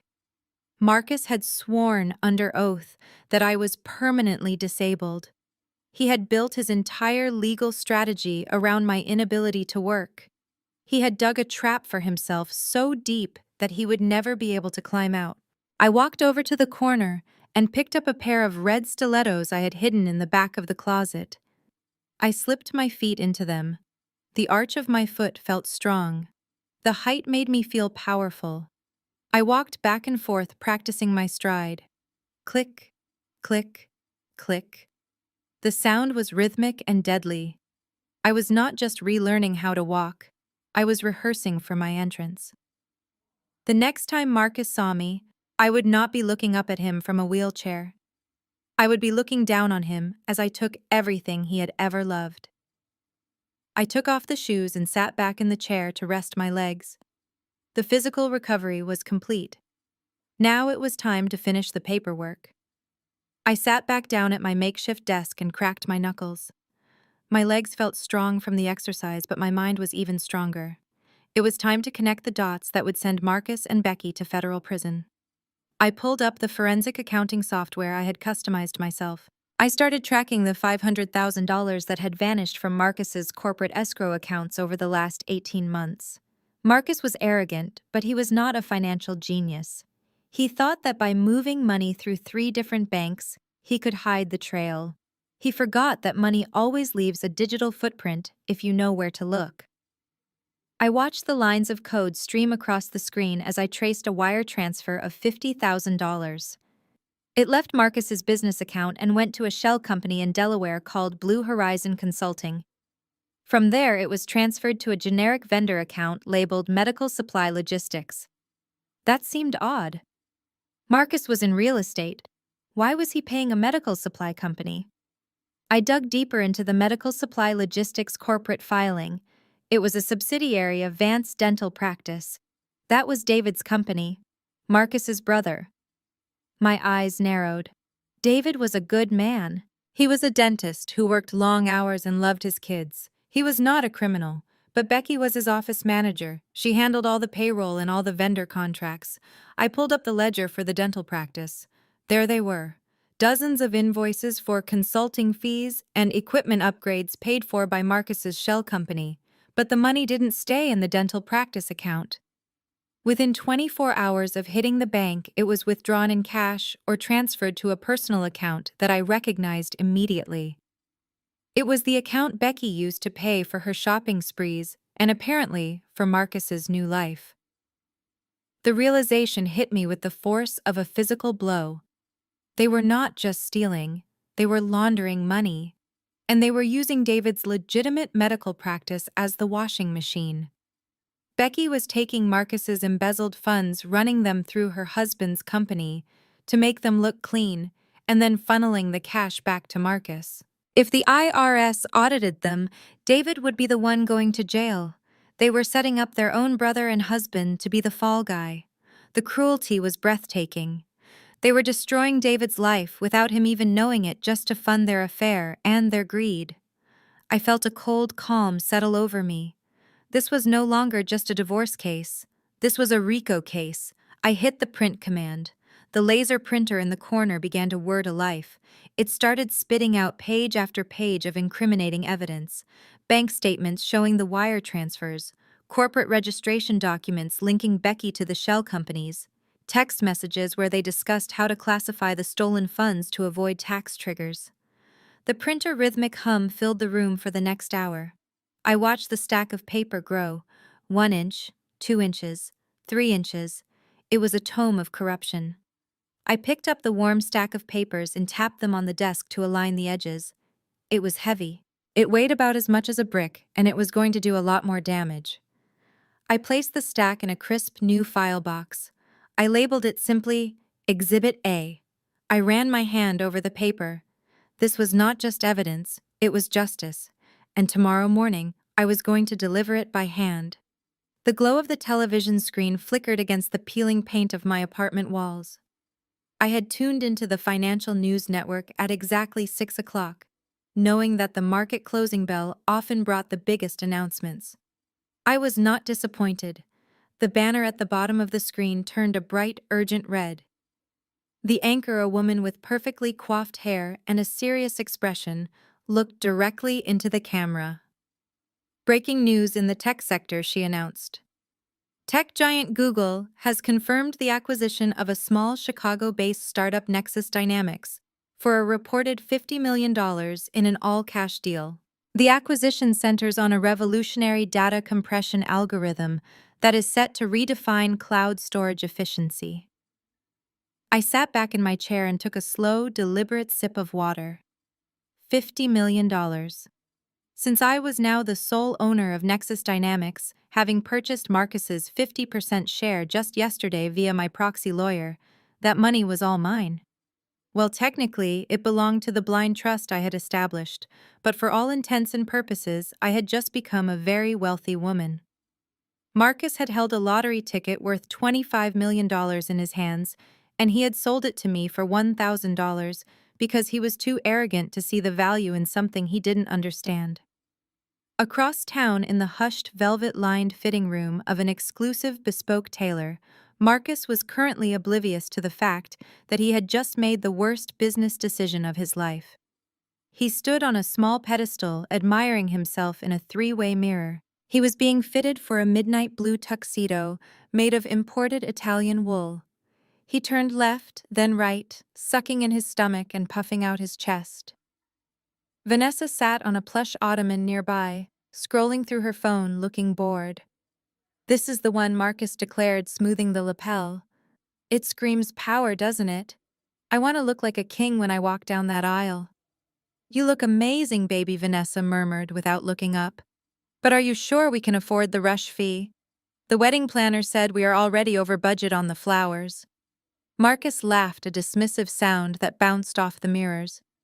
"Do not worry about the budget, Nessie. I am cleaning house. Just yesterday I unloaded some dead stock. That useless company Jasmine dragged me into years ago. I finally got rid of it. Got $1,000 for it, which is $1,000 more than it was worth. It feels good to cut the anchor loose. Now I have liquidity." He stepped down from the pedestal, and the tailor rushed forward to adjust the cuff. Marcus checked his watch, impatient to get to his bachelor dinner. He had no idea that the anchor he had cut loose was actually a golden parachute. He was preening in a suit he couldn't afford, planning a wedding he couldn't pay for, financing it all on a credit limit that was about to snap. I watched the news anchor discuss the timeline of the acquisition. The deal had been in the works for months. If Marcus had bothered to read a single email from Kevin instead of auto-deleting them, he would have known. But he didn't read. He just assumed. And that assumption had just cost him $25 million. He looked at himself in the mirror one last time, seeing a titan of industry. I looked at the screen and saw a man walking off a cliff. The atmosphere in the private fitting room was thick with self-congratulation. The tailor was on his knees, carefully pinning the hem of the midnight blue trousers, ensuring the break fell exactly over Marcus's shoe. Marcus was busy adjusting his silk tie in the mirror, admiring the silhouette of a man who believed he had won the game. Vanessa was taking selfies in the mirror, trying to get the lighting right to show off the engagement ring that was purchased with credit debt. It was a perfect bubble of delusion. Then the bell above the shop door chimed. It wasn't the soft, polite ring of a customer appointment. It was followed by heavy, purposeful footsteps that ignored the plush carpeting.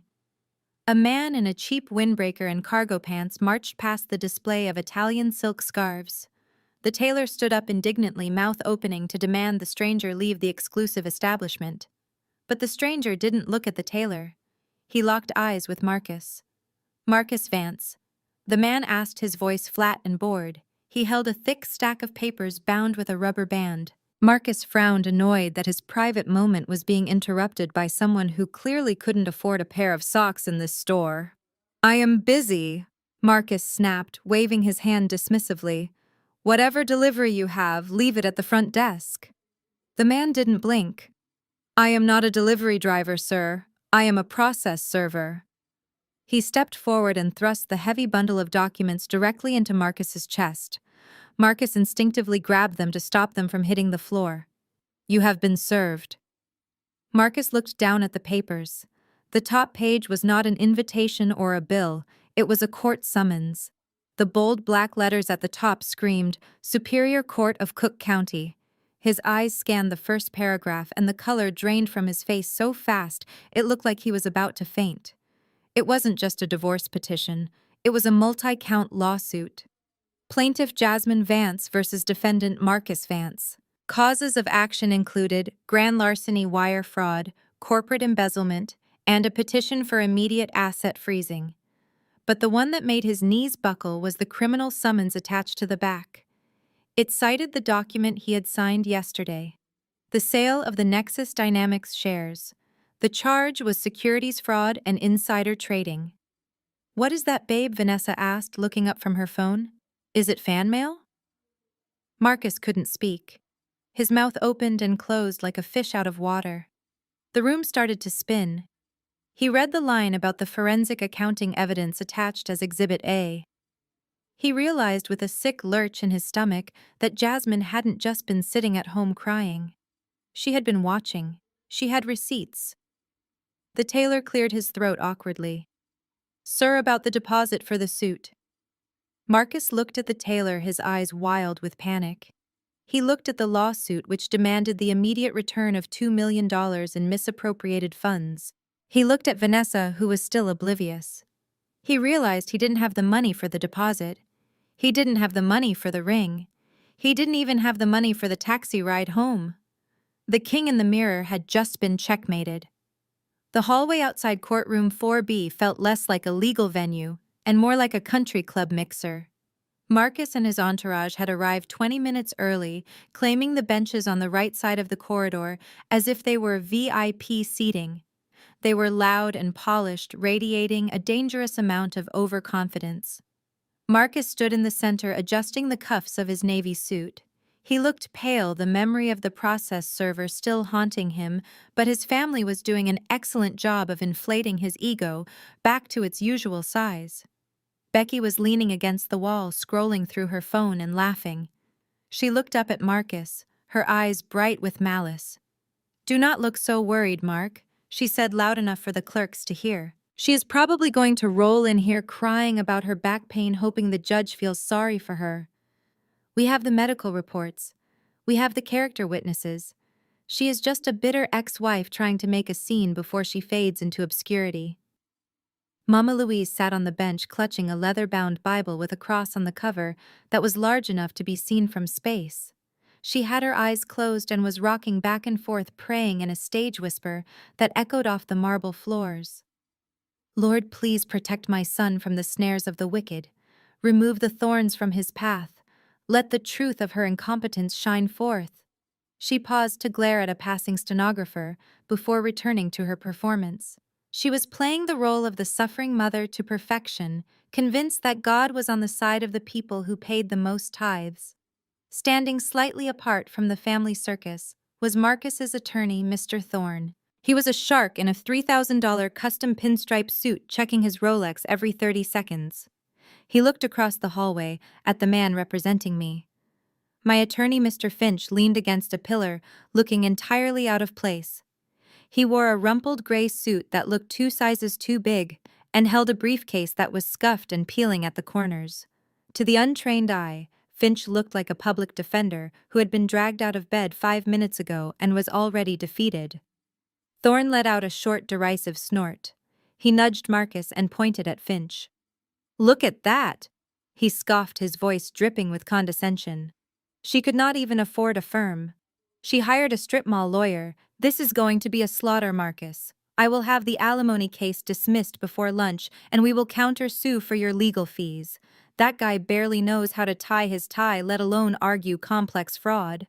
Finch did not look up. He did not react to the insults. He just stared at the floor, looking bored and harmless, picking a piece of lint off his lapel. Thorne saw a clown. He did not realize that Finch was actually one of the most ruthless corporate litigators in the state, who simply preferred to dress like a slob to lower his opponent's guard. Thorne thought the battle was won because he had the better suit. He had no idea that inside Finch's battered briefcase was not a sandwich, but a thick file labeled Exhibit A, containing the forensic roadmap to their destruction. The lions were laughing at the sheep, unaware that the sheep was actually a wolf in a polyester blend. The heavy oak doors of courtroom 4B remained closed for a beat longer than necessary. Inside, the air was thick with the scent of stale coffee and Marcus's premature victory. The bailiff called out the docket number, his voice echoing off the high ceilings. "All rise." The room shuffled as people stood, but Marcus and his team were not looking at the judge. They were looking at the entrance, their eyes cast downward at hip level, expecting the familiar metallic glint of a wheelchair. They were ready to see a broken woman roll in, diminishing herself before the law. They had their pity faces rehearsed. They had their defense strategy built entirely on the foundation of my weakness. Then came the sound. It was not the squeak of rubber tires on linoleum. It was a sharp, rhythmic percussion that cut through the silence like a gunshot. Click, clack, click, clack. It was the unmistakable sound of a hard heel striking marble with force and precision. The doors swung open. I did not roll in. I stepped in. I was wearing a suit the color of fresh arterial blood tailored so sharply it could cut glass. The fabric hugged a body that was not withered or frail but strong and commanding. And on my feet I wore 4-inch crimson stilettos. I stood 5 feet 9 inches tall, towering over the expectation of my disability. The sound of my heels hitting the floor was the only noise in the room. It sounded like the gavel of a judge pronouncing a death sentence. I saw the exact moment the oxygen left Marcus's lungs. He was looking down at the empty space where he thought my wheelchair would be. His eyes slowly traveled up past the sharp crease of my trousers, past the gold buttons of my blazer until they met mine. His jaw unhinged. His mouth hung open in a grotesque display of shock, his face draining of color, until he looked like a wax figure melting under heat. The smirk that had been plastered on his face for weeks vanished, replaced by a primal, animalistic terror. Becky, who had been laughing a moment ago, froze mid-gesture. Her phone slipped from her fingers and hit the bench with a loud crack, but she didn't even look down. She stared at me as if she were seeing a ghost. Mama Louise stopped her rocking. Her Bible slipped from her lap and thudded onto the floor. She clutched her chest, her eyes bulging, realizing that her prayers for my destruction had bounced off the ceiling. I did not smile. I did not wave. I simply walked. I strode down the center aisle with a gait that was fluid and predatory. I felt the power in my legs, the muscles firing perfectly with every step. I walked past their bench. I could hear Marcus wheezing, struggling to process the reality in front of him. He realized in that split second that his entire case, the alimony claim based on my disability, the narrative of his depression caused by my paralysis, was not just ruined. It was perjury. I reached the plaintiff's table and stood next to Mr. Finch. I turned slowly to face Marcus. He was gripping the back of the bench in front of him, his knuckles white, looking like he was about to vomit. I adjusted my cuffs, the red fabric blazing under the courtroom lights. I had spent months learning to walk again just for this moment. The silence in the room was deafening, but it was the silence of a predator watching its prey realize there is nowhere left to run. The trial hadn't even started, and he was already dead. The gavel struck the mahogany block with a sound that cracked the tension in the room like an egg. Judge Sterling, a woman known for her zero-tolerance policy regarding courtroom theatrics, leaned over the bench. Her eyes darted from my red stilettos to Marcus's ashen face. She did not look amused. She looked interested. Mr. Thorne. Marcus's shark of a lawyer was the first to find his voice. He jumped to his feet, knocking his expensive pen onto the floor. "Objection, Your Honor," he sputtered, his face flushing a deep crimson. "This is highly irregular. We were led to believe the plaintiff was incapacitated.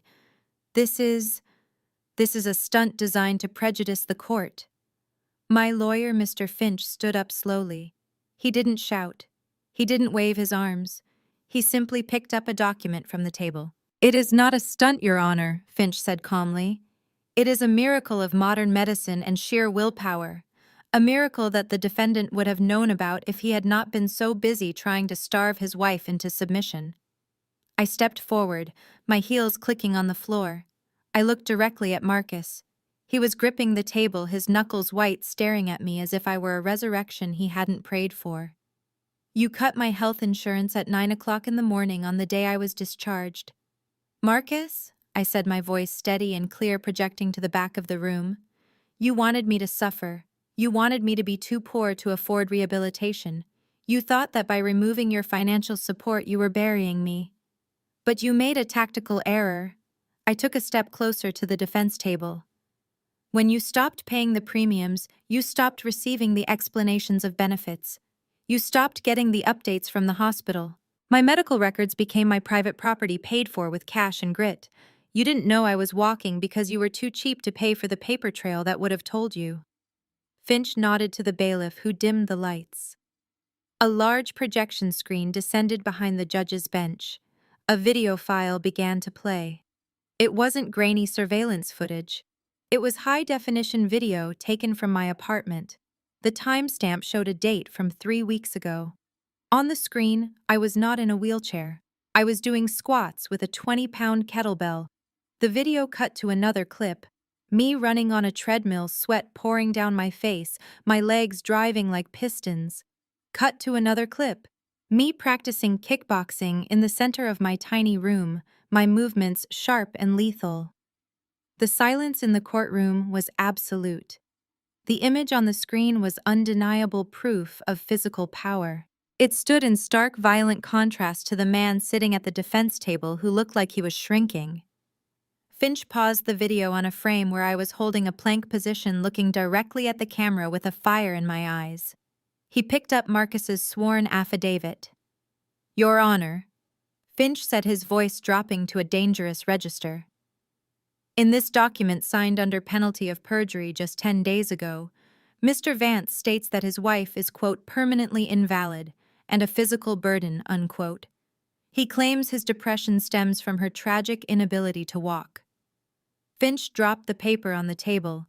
It landed with a soft thud that sounded like a coffin lid closing. "The video proves that the plaintiff is in peak physical condition. Therefore, the defendant's claim for alimony is based on a lie, and his sworn statement to this court is a felony." Marcus looked at the judge. He tried to speak, but no sound came out. He was drowning in his own deceit, and I was the one holding the hose. Mr. Thorne wiped a bead of sweat from his forehead with a silk handkerchief. He was a seasoned shark, but he knew when the water was full of blood, and right now it was his client's blood. He pivoted instantly, abandoning the failed disability argument and lunging for the only life raft left. "The money, Your Honor," he stammered, his voice losing its polished edge. "Regardless of the plaintiff's physical condition, the fact remains that this is a marriage of 5 years. We are in a community property state. Mr. Vance is entitled to an equitable distribution of all marital assets, including any business ventures Mrs. Vance may have concealed. We demand a full forensic audit of her holdings." I watched Marcus nod vigorously at the table. He looked desperate, like a drowning man clawing at a piece of driftwood. He was thinking about the secret investments he had accused me of having. He was thinking that even if he lost the alimony, he could still walk away with half of my portfolio. He was still greedy. He still didn't understand that he had already signed his own death warrant. My lawyer, Mr. Finch, did not argue. He did not object. He simply reached into his battered briefcase and pulled out a single sheet of paper. It was not a thick legal brief. It was the crisp white document Marcus had signed in my apartment less than 48 hours ago. Finch walked to the bench and handed it to the judge, then placed a copy directly in front of Marcus. "We agree, Your Honor." Finch said, his voice calm and deadly. "Division of assets is crucial. However, the defendant has already taken the liberty of dividing the assets himself." Marcus looked down at the paper. I saw the flicker of recognition in his eyes. He remembered the smell of the peeling paint in my apartment. He remembered the feeling of superiority when he threw the check at me. He thought this document was his shield. He thought it proved he had unloaded a debt. Finch turned to the courtroom. "This is a stock transfer agreement dated 2 days ago. In it, Mr. Vance explicitly sold his 50% stake in a company called Nexus Dynamics. He sold it to a blind trust for a cash payment of $1,000, waiving all future rights, royalties, and equity." Thorne scoffed, rolling his eyes. "So what? That company is a shell. It has zero value. My client was doing her a favor by getting his name off the tax liability." Finch smiled. It was a terrifying smile. "Actually, Mr. Thorne, the value has fluctuated slightly since the signature was obtained." He picked up a remote and clicked the projector screen to the next slide. It was a screenshot of the NASDAQ opening bell report. As of this morning, Finch announced his voice-booming Nexus Dynamics was acquired by Google for an all-cash sum of $50 million. Since Ms. Vance's trust now owns 100% of the shares, that entire sum belongs to her. The silence in the room was absolute. It was the vacuum of space. Marcus stared at the screen. 50 million. The number seemed to hang in the air, glowing neon red. He looked at the document in his hand. He looked at the check stub in his pocket for $1,000. He had held a winning lottery ticket worth $25 million, and he had sold it to me for the price of a used couch because he thought I was stupid. Finch leaned in close to the microphone. According to the terms of this contract, Mr. Vance, your total payout from this $50 million deal is finalized. He pointed to the boilerplate legal text at the bottom.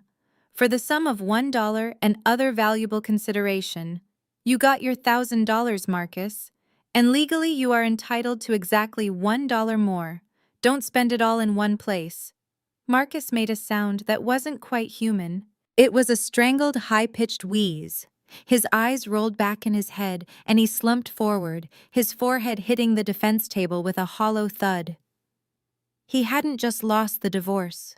He had lost the fortune of a lifetime, and the woman he called a cripple was the one standing on top of the mountain of cash he had built for her. The courtroom was still reeling from the $50 million revelation when Mr. Finch cleared his throat. The sound was small, but it commanded attention like a thunderclap. Marcus was slumped over the table staring at the wood grain as if searching for a way to rewind time. But I was not done. I had taken his money. Now I was going to take his family. Your Honor. Finch said, his voice dropping to a solemn register.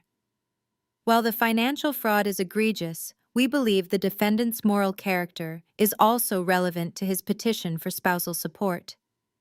Mr. Vance claims he is a family man who relies on the support of his close-knit relatives. We would like to introduce Exhibit B into evidence. Finch clicked the remote. The NASDAQ numbers vanished from the projection screen, replaced by a series of high-resolution screenshots. These were not spreadsheets. They were text messages. The timestamp was from 3 months ago. The sender was Marcus. The recipient was labeled simply, Sister-in-Law. A collective gasp swept through the room.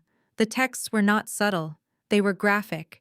They detailed hotel meetups, specific sexual acts, and cruel jokes about the people they were betraying. But the message that was blown up in the center of the screen was the most damning of all. It read, David is so stupid he thinks I am at a late meeting. He will never know we are spending his retirement fund on this room. I turned my head slowly to look at the second row of the gallery. David Marcus's older brother and Becky's husband was sitting there. He was a quiet man, a dentist who had always been kind to me. He was staring at the screen, his face frozen in a rictus of confusion. He blinked once, then twice, trying to comprehend that the brother he idolized and the wife he adored were laughing at him while they slept together. The silence in the room was shattered by a sound that I will never forget. It was a low, animalistic growl that started deep in David's chest and erupted into a scream of pure, primal agony. No, he roared. David vaulted over the wooden railing that separated the gallery from the court floor. He moved with a speed and violence that no one expected from a middle-aged dentist. The bailiffs were too slow. David crashed into the defense table, sending papers flying. He grabbed Marcus by the lapels of his midnight blue tuxedo and hauled him out of his chair. You bastard, David screamed, spitting the words into his brother's face. You filthy, lying bastard! His fist connected with Marcus's jaw with a sickening crack. Marcus went down hard, knocking over his chair. David was on top of him, instantly raining down punches. The courtroom erupted into chaos. The judge was hammering her gavel, shouting for order. Mr. Thorne scrambled backward, tripping over his own briefcase to get away from the violence. Vanessa was screaming, shrinking into the corner of the room, clutching her stomach. I stood perfectly still, watching the carnage. It was Shakespearean, the two brothers rolling on the floor, destroying each other, while the truth hung above them on a 20-foot screen. Two bailiffs finally managed to pull David off. He was panting his knuckles, bloody tears streaming down his face. He looked at Becky, who was standing by the bench trembling. Becky realized the game was up. She saw the rage in her husband's eyes and the disgust on the faces of the jury. She did what she always did. She pivoted. She burst into loud, theatrical sobs, covering her face with her hands. "It wasn't my fault," she wailed, pointing a shaking finger at Marcus, who was spitting blood on the floor. "He made me do it, David. He manipulated me. He said he would ruin your practice if I didn't sleep with him. I was a victim. I was scared." It was a lie so desperate and pathetic that even Mama Louise stopped praying and looked at her daughter-in-law with open revulsion. David didn't even look at her. He just slumped in the arms of the bailiff, broken. I looked at Marcus, who was groaning on the floor, holding his swelling jaw. He had lost his fortune. He had lost his brother. And now he was watching his lover throw him under the bus to save her own skin. I adjusted my jacket and turned back to the judge. "As I said, Your Honor, a matter of character." The chaotic energy of the brawl dissipated into a cold, suffocating dread as the bailiffs dragged a screaming David out of the courtroom. Marcus pulled himself back into his chair, nursing a split lip and looking at me with eyes that were no longer defiant but pleading. He wanted this to be over. He wanted to go home and lick his wounds. But I had one final door to close, and this one had steel bars. Judge Sterling banged her gavel one last time, looking at the blood on the floor with disdain. "I am holding this court in recess," she announced, reaching for her water glass. "Not just yet, Your Honor." Mr. Finch interrupted, his voice cutting through the noise. "We have one last witness, or rather an interested observer who has been waiting patiently in the back row." I turned and nodded toward the rear of the gallery. A tall man in a charcoal suit stood up. He did not look like the other spectators. He had the distinct posture of federal law enforcement. He walked to the gate and flashed a badge that caught the courtroom lights. "Special Agent Harris, FBI, Economic Crimes Division." He stated, his voice devoid of emotion. Becky let out a small whimper, covering her mouth with her hands. Marcus stopped dabbing his bloody lip. The air in the room grew thin. Agent Harris walked to the plaintiff's table and placed a heavy file on the bench. "Thanks to the comprehensive dossier provided by Ms. Vance regarding the forensic accounting of Nexus Dynamics and Vance Real Estate, we opened an investigation 72 hours ago. What we found was not just spousal embezzlement. It was a sophisticated money laundering ring operating across state lines." He turned to look at Marcus and Becky. "You two were not just hiding money from Jasmine, you were hiding it from the IRS, and you were using a very specific vehicle to do it." Harris pointed to the screen where a new document appeared. It was a ledger for the Good Shepherd Benevolence Fund. "We traced the flow of illicit funds," Harris continued. "You were moving the embezzled corporate cash into this charity account, ostensibly for orphanage repairs in Haiti. But the money never left Chicago. It was washed through the church's tax-exempt status and then withdrawn as consulting fees paid to shell companies registered to Rebecca Vance." Mama Louise gasped, clutching the pew in front of her. The Good Shepherd Fund was her pet project, her pride and joy. She had bragged about it for years. Now she realized her son and his mistress had turned her holy legacy into a washing machine for dirty money. "You used your own mother's church to launder stolen assets," Jasmine said, her voice soft, but carrying to every corner of the room. "You defiled the one thing she actually cared about just to hide your greed." Agent Harris nodded. "We are looking at counts of tax evasion, wire fraud, and conspiracy to commit money laundering. The federal sentencing guidelines for this amount of money start at 15 years, without parole." Becky began to hyperventilate. She grabbed Mr. Thorne's arm, digging her nails into his suit. "You have to fix this," she shrieked. "I have kids. I cannot go to prison. I was just following orders." Marcus just sat there staring at the FBI badge. The reality was settling in like concrete. He wasn't just broke. He wasn't just divorced. He was going to spend the next decade in a federal penitentiary. He looked at me one last time, searching for any trace of the woman who used to love him. But she was gone. I was just the witness who had signed his release forms. Agent Harris signaled to two uniformed officers waiting by the door. Mr. Vance. Mrs. Vance, I am going to ask you to stand up. You are under arrest. As the officers moved in with handcuffs, the sound of the clicking metal was the only applause I needed. I picked up my purse and turned my back on them. The show was over. The bad guys had lost. And the cripple walked out of the courtroom without looking back, leaving them to rot in the ruins they had built. The metallic click of the handcuffs securing Marcus's wrists signaled the end of the Vance dynasty. As the bailiffs escorted my ex-husband and his sister-in-law out the side door toward the holding cells, the courtroom fell into a stunned silence. The only person left standing in the wreckage of the defense area was Mama Louise. She stood clutching her oversized handbag, her eyes darting between the door where her son had just vanished and the plaintiff's table where I stood gathering my files. I watched the gears in her head turn. She was a survivalist. She had just watched her son lose his freedom and her reputation get incinerated by the FBI, but she also knew one other fact. I was now worth $50 million. She straightened her hat, wiped the look of horror from her face, and replaced it with a mask of trembling, teary-eyed affection. It was a transformation so rapid it was almost impressive. She stepped over the mess of papers on the floor, stepping over the literal ruins of her family, and began to make her way toward me. Her arms were outstretched, her lower lip quivering in a performance that deserved an Academy Award. "Jasmine, baby!" She cried out, her voice cracking perfectly. "Oh, thank God you are all right. You have no idea how worried I have been." She rushed toward me, ignoring the fact that just 48 hours ago, she had ordered a security guard to throw me out of her church. She ignored the fact that she had called me a cripple and a burden. She closed the distance between us, intent on wrapping me in a hug that would visually claim me as her own again. I knew my son was troubled. She rambled, getting closer. "I told him, Jasmine.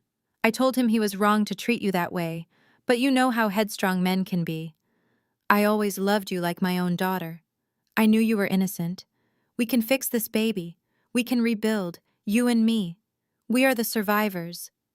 She was within 2 feet of me, her perfume hitting me in a suffocating wave. It was a heavy floral scent that she thought smelled like old money, but actually smelled like desperation and decay. She reached out to touch my arm, her eyes locked on the diamond bracelet I was wearing, already calculating how much of my $50 million she could guilt me into spending on her legal defense.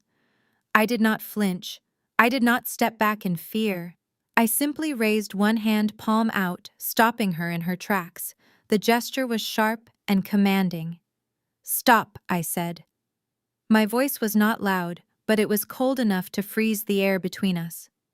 Mama Louise froze, her smile faltering. "Jasmine, honey, it is me. It is Mama." I looked her up and down, taking in the trembling hands and the fake tears. I remembered her standing on the porch with the umbrella watching me get soaked in the rain. I remembered her laughing while drinking my wine. I looked her dead in the eye. "Mrs. Vance," I said, stripping her of the familial title. "You are blocking my exit. And frankly, you need to step away.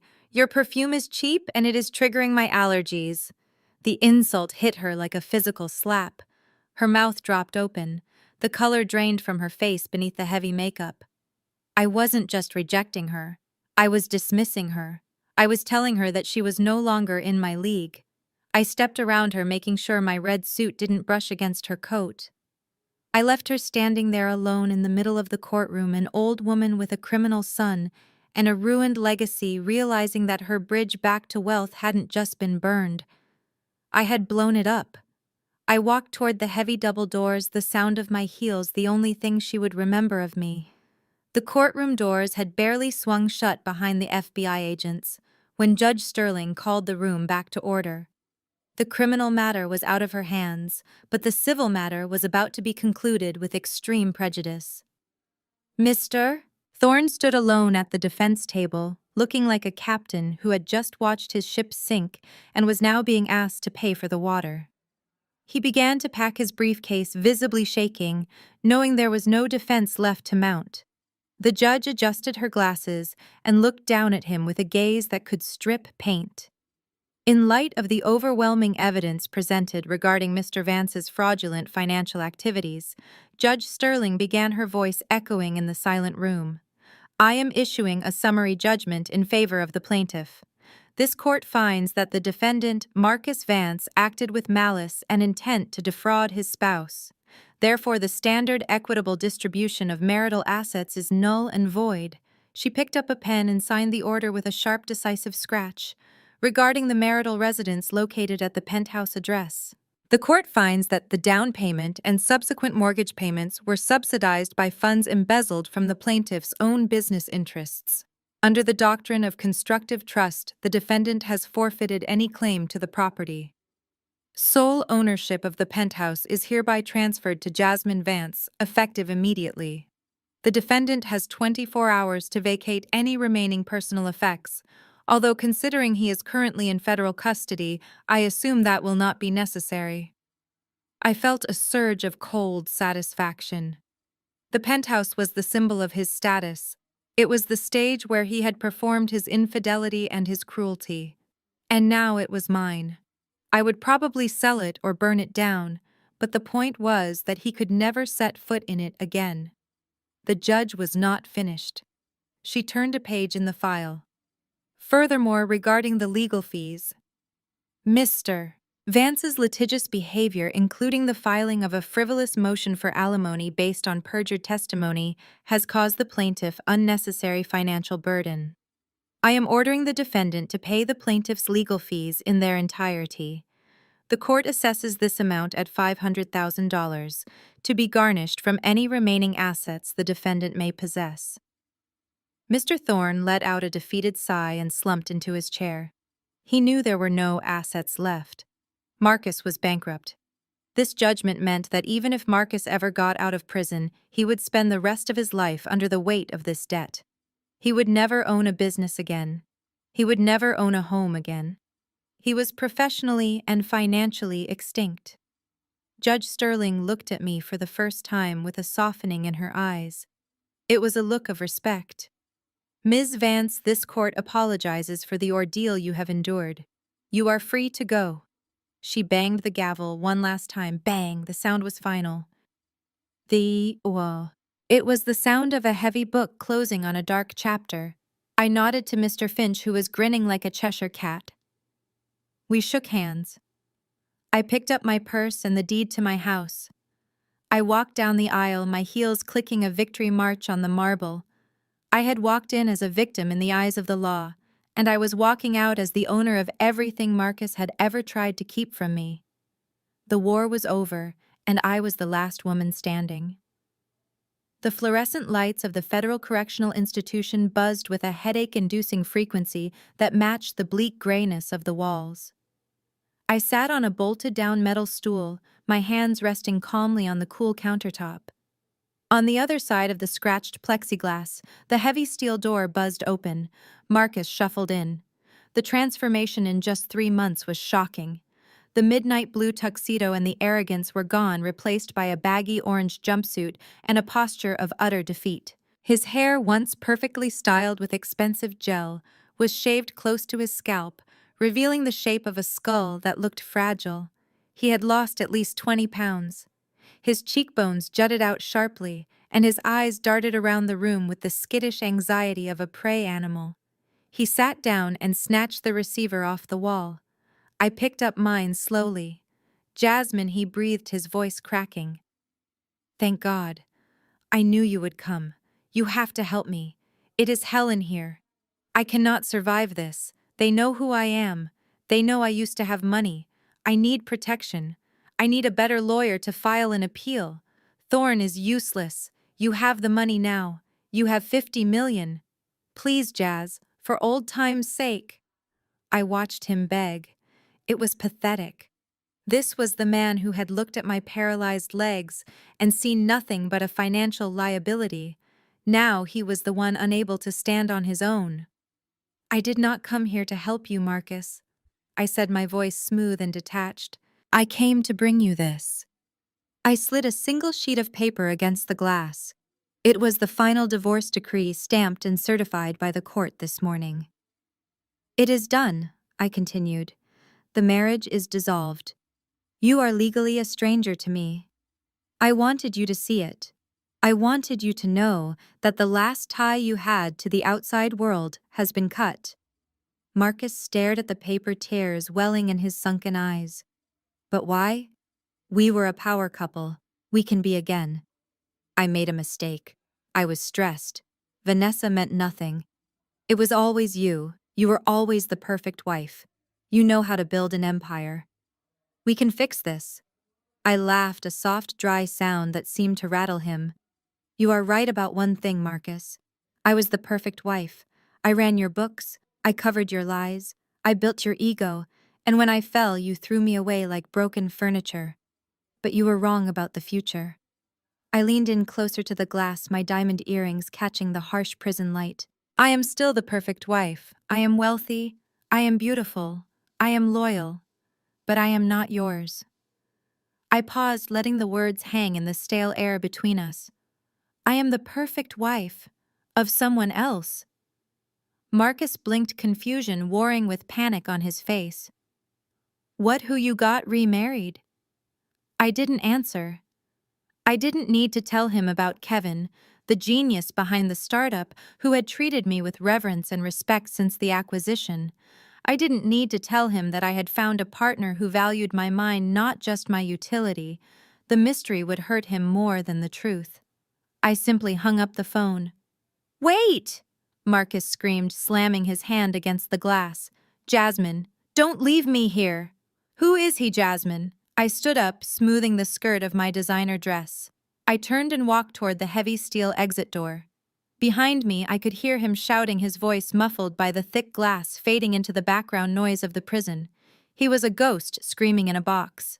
I walked out into the bright sunshine of the parking lot, took a deep breath of fresh air, and got into my car. The rearview mirror showed only the empty road behind me. I put the car in drive and sped away. The past was in a cage. The future was wide open. The downfall of the Vance family did not end in the courtroom. That was merely the demolition. What followed was the clearing of the debris. I did not need to hire private investigators to know what happened to Becky and Mama Louise. In a city this size, gossip travels faster than light, especially when the mighty have fallen so spectacularly. Becky, the woman who once looked down on my apartment with a sneer of disgust, now spends her days standing under the flickering fluorescent lights of a discount grocery store on the edge of town. The court proceedings with David were brutal and short. After the evidence of her affair with his brother and her complicity in the money laundering scheme was made public, David filed for full custody. He won. The judge declared Becky an unfit mother, citing her moral turpitude and the unstable environment she had created. She lost the house, she lost the car, she lost her children. I drove past the supermarket once just to see it for myself. I saw her through the glass window wearing a polyester vest that was 2 sizes too big. She was scanning a bag of frozen peas for a customer who was yelling at her about a coupon. Becky looked tired. Her roots were grown out, the expensive blonde highlights fading into a dull, flat brown. She looked at the scanner with dead eyes. Beep, beep, beep. That was the rhythm of her life now. She had traded her days of luncheons and spa appointments for minimum wage and aching feet. When her shift ends, she goes back to a basement apartment that makes my old studio look like a palace. She is alone, and the silence in her home is deafening, without the laughter of the children she betrayed. As for Mama Louise, the matriarch, who believed she was chosen by God to rule over her family, her judgment day arrived in the form of a foreclosure notice. With Marcus in prison and the illegal charity shut down by the feds, the cash flow that sustained her lifestyle evaporated overnight. The bank did not care about her standing in the church or her collection of hats. They seized the Victorian house she had lived in for 40 years. She was evicted on a rainy Tuesday. There was no family left to take her in. David refused to speak to her after learning she knew about the affair and said nothing. Marcus was a federal inmate. So the state stepped in. Mama Louise was moved into the Golden Horizon Care Center, a state-funded facility known for its understaffing and smell of boiled cabbage. I heard from a nurse I know that Louise is a nightmare for the staff. She spends her days in a shared room with a woman who screams at the television. Louise tries to order the nurses around like maids demanding her tea in china cups that do not exist. But nobody listens to her anymore. To them, she is just another indigent patient in bed number 4. She sits by the window clutching her Bible, watching the world go on without her. She wanted a legacy. She wanted a dynasty. Instead, she got a bed in a ward where she is just a number on a chart. They were the architects of their own misery. I simply handed them the bricks. The view from the 45th floor of the Willis Tower was breathtaking. From this height, the cars on the street looked like ants, and the people were invisible specks. It was a long way up from the basement apartment with the peeling paint and the flickering lights. My office was a sanctuary of glass and steel designed to intimidate and impress in equal measure. On the frosted glass door, the gold lettering read Phoenix Capital. It was fitting. I had burned to the ground, and this was what rose from the ashes. I sat behind a desk made of reclaimed mahogany reviewing the prospectus for a biotech firm specializing in spinal regeneration. I wasn't just a survivor anymore. I was a kingmaker. My assistant buzzed the intercom. "The delegation from St. Jude's Medical Center is here, Ms. Vance." I told her to send them in. 3 men in gray suits walked in looking nervous. Leading them was Dr. Sterling, the hospital administrator, who had once sympathetically told me that without insurance, I would have to be transferred to a state facility. He didn't recognize me. To him, I was just another wealthy donor, a signature on a check that could save his budget. He didn't see the woman who had cried in his hallway when the coverage was denied. I gestured for them to sit. They launched into their pitch, showing me renderings of a new state-of-the-art rehabilitation wing. They talked about hydrotherapy pools and robotic gait training. It was beautiful. It was exactly what I had needed and exactly what I had been denied. I let them talk, watching their desperation. They needed this money. The hospital was drowning in debt, and this grant was their lifeline. I picked up my fountain pen. It was heavy, cold, and expensive. I opened the checkbook on my desk. I wrote the date. I wrote the name of the hospital, and then I wrote the number. $5 million. I heard Dr. Sterling take a sharp intake of breath as I turned the check around and slid it across the polished wood. He reached for it, his hands trembling slightly. "Ms. Vance," he stammered, This is transformative. You are saving lives. We cannot thank you enough." I placed my hand over the check, stopping him from taking it.